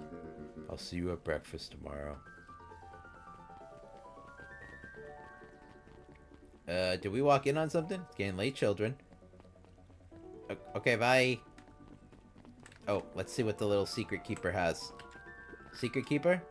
Knowledge, he spat with a sneer. There exists a gulf between knowing something and being able to do a damn thing about it. I do hate when a villain makes a good point. Ah, interesting. Yes, good night, Evie. Appreciate you. Oh, our little dog friend is here. We haven't seen him in a while. Solomon stood proudly at the entrance to the drug, holding a brown bag overflowing with black licorice. Hey, Solomon. We're looking for Mr. Nuncreed. Is he still here? I'm afraid not. Then where'd you get the candy from? You might say we have an arrangement. Solomon shoveled a surprising amount of licorice into his mouth. Sometimes it's the small pleasures in life. Though we might not always have family to rely on, licorice has never let me down. Well, I can't say licorice would be my first choice, but whatever floats your boat. You can tell a lot about a person by their choice of confection. Oh, yeah, I guess. I like sour gobs. I'm certain you do. I always wonder why Mr. Nuncreed kept licorice in stock. You must eat enough of it to make it worthwhile. There are many ways to earn my loyalty. For some, it's as easy as cold hard cash. Okay, bye. Well, he's right. It's locked. There's gotta be more clues. Okay, let's see. Immediately run over to the telephone booth because we know this is gonna be it. Have you ever seen anyone actually use this thing? Because we got killed in the phone booth before. Besides Mr. Nuncreed, no. Beck cupped her hands on the... That's not a normal phone booth. It's got like a blinky keypad. Or would there be a blinky keypad? Kren's Nude Rug Store. I mean, Underground Secrets. The password. Beck flung open the door and they all squeezed it. Alright, let's see here. Luca cracked his knuckles and entered the letters into the keypad. Underground Secrets. Sounds like that did something. Great, now what? I guess we... The inside of the phone booth dropped loose from its shell. Without even the space to panic, they closed their eyes, held their breath, and accepted their fate. Suddenly, the chaotic descent slowed to an effortless landing. It was unclear where they ended up, but at least it was solid ground. The air was stagnant and smelled vaguely of chlorine. I knew it. You knew there was a secret hub full of strange tubes under the phone booth. Of course I did. Did I say that? No. I definitely thought it. Luca, do you remember how I said how cool it would be if the trans-dimensional conduits from Hank Atomics 12 were real? Hey, Sergey. Rello, at one point or another, you said about every technology ever discussed in Hank Atomic. That's why I'm such a good predictor. It looks like each of these has something written on them. How you doing, Sergey? Oh, shit. I'm in control again. Let's check out this box. This suit has a broken mask. That's the one that you must have broken then. So, have we found our mystery warehouse creeper? We at least found their hazmat suit. If it walks like an uncreed and talks like an uncreed. Let's not jump to conclusions. Just saying. Okay, what did they say? Valentine Fertilizer Warehouse, okay? Isn't that where you almost got snatched? Yeah. Why would Perennial Harvest have a tube going to the old Valentine place? Good, I'm glad you're doing okay. This is starting to feel like something big. Okay, next. Perennial Harvest main office. That's where my mom works. What does she do? Science stuff. Is she involved in all this? We just moved here. How could she be involved? True. The last one? Mining Operations Alpha. You guys have mines here? Not that I know of. This town is all farms and fertilizer. And a series of tubes. Pa always says you can only trust a miner up to the point where they hit gold. Not sure how that wisdom applies in this exact situation. There's the thing about Pa. You don't always realize what he means until it's too late. That's a lot of buttons. Stand aside, Earthlings. I've read enough Hank Atomic to know my way around sci-fi tech. Hands hovered over the field of blinking buttons. Eeny, meeny, miny. Rello, what did you do? Nothing. Didn't even mow yet. Oh, does that mean someone's coming here? What was that? Oh, is this our grandmother? Actually? Where? There's nothing but weird tubes down here. Let's get back. Is this our grandmother now who's... Oh, no, it's Mr. Nungreed. Hi, fuckhead. Shit. Shit. Shit. Awesome. Oh, this is bad. Y'all need to come with me now. We aren't going anywhere with you. Not until we've got some answers. Mr. Underground Secrets. I told them it was an absurd password, but they love anything that makes them feel clever. They who? That's no matter. If I can keep you hidden until after the festival, I might be able to save your skins. We don't care about our skins. Hold on now. I like my skin.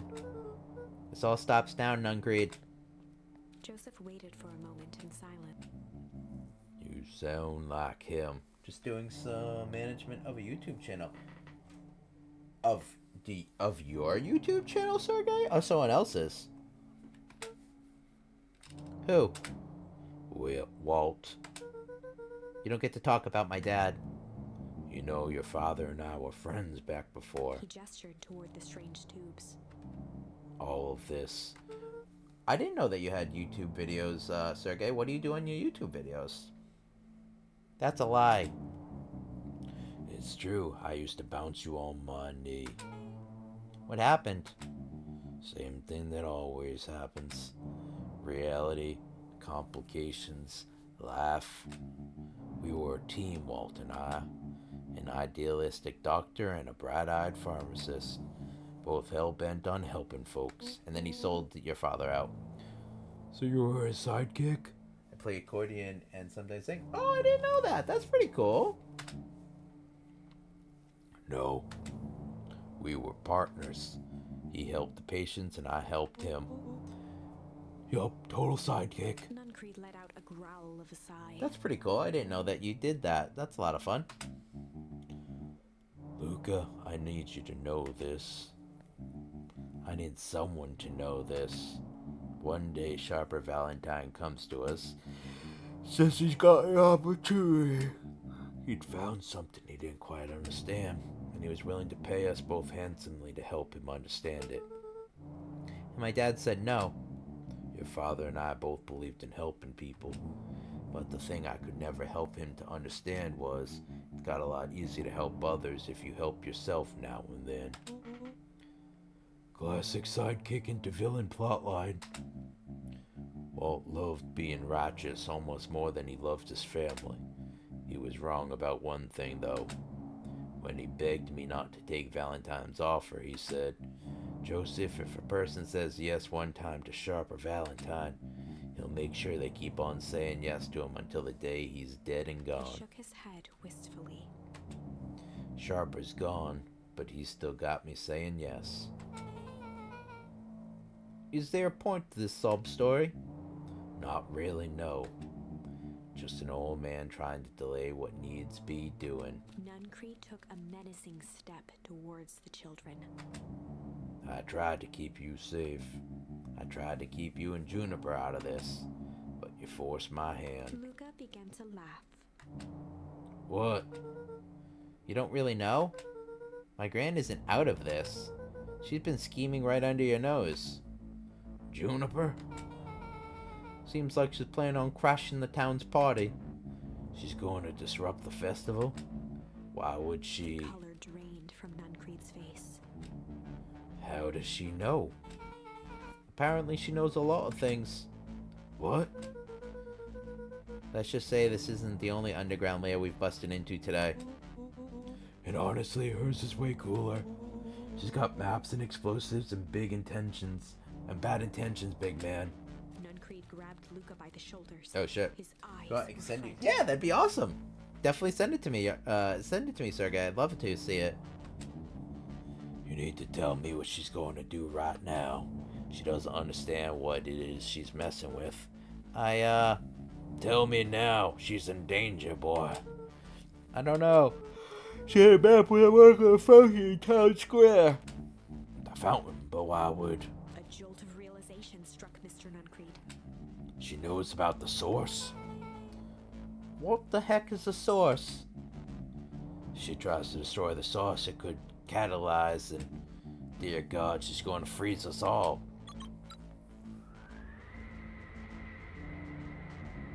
You all need to run.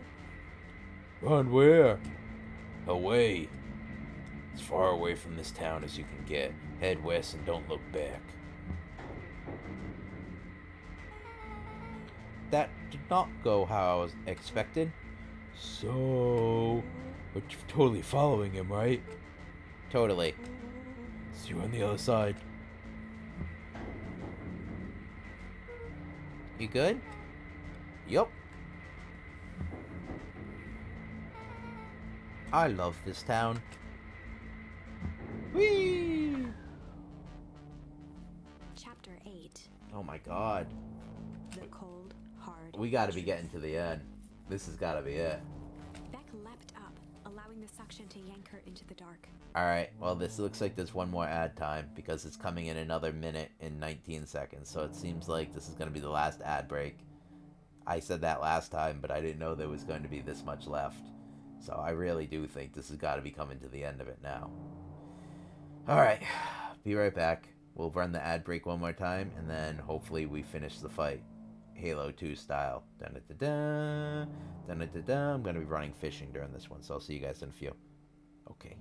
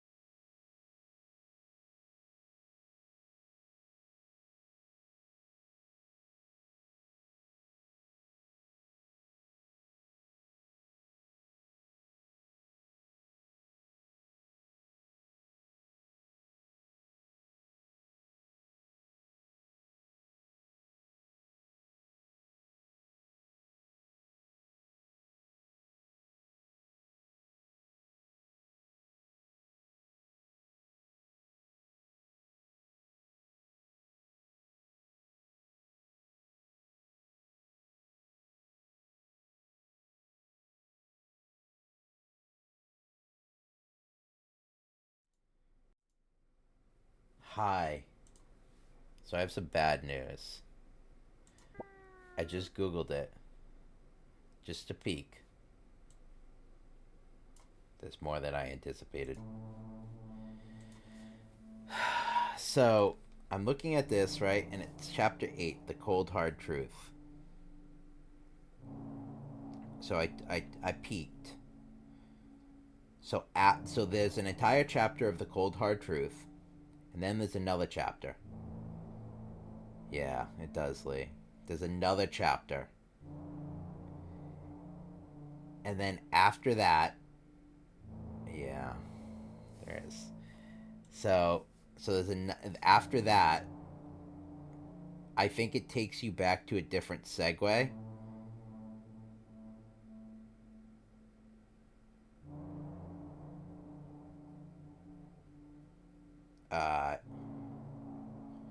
And then it takes you to a different segue, and then there is 1, 2, 3, 3 more chapters after that, and then an epilogue.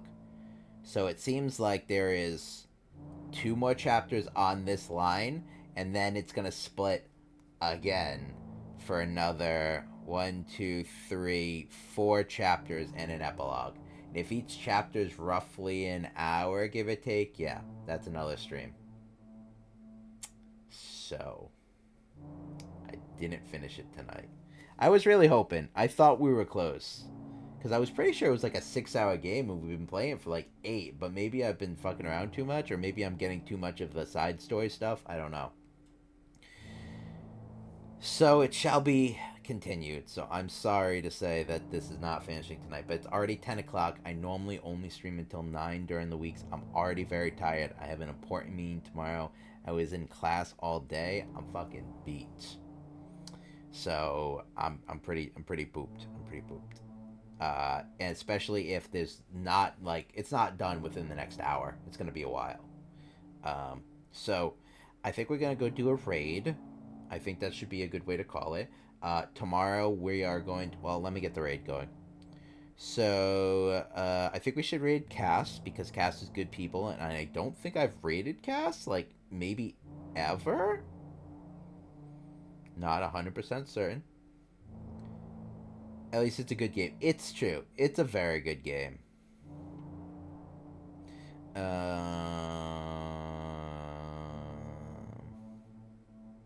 don't think I've ever raided Cass. So let's do that. So we got the raid going for Cass. We're not gonna have anything fancy. We're not gonna have anything fancy. We're just gonna have the raid, Neek raid, and then raid. Like that. Yeah. I don't think I've ever raided Cass before. I don't think. I could be mistaken. But it's not fresh in my mind. That I have recently, and I know I've rated Bori, I know I've rated B, and I don't think anyone else I'm gonna raid currently at the moment. So tomorrow, Dante and I will be starting Resident Evil 6, roughly around 6 p.m. So definitely come by and hang out with us, and let me just exit this here. Definitely come by, check that out. It'll be a fun time. I've never played Resident Evil 6. Dante does not like Resident Evil 6, so it should be funny. Definitely come and check it out. And then Friday, I believe I have like a Dragon Gaiden scheduled, which I've done a lot of the side stuff, so I think really should just be maybe 1 or 2 side quest things, and then a lot of the main story. So we'll see how much progress I make there. But I'll see you guys soon. Hope everyone has a great night. Thanks for hanging out with me. We'll find more secrets soon. I'll see you guys real soon. Good night. Send Cass my best.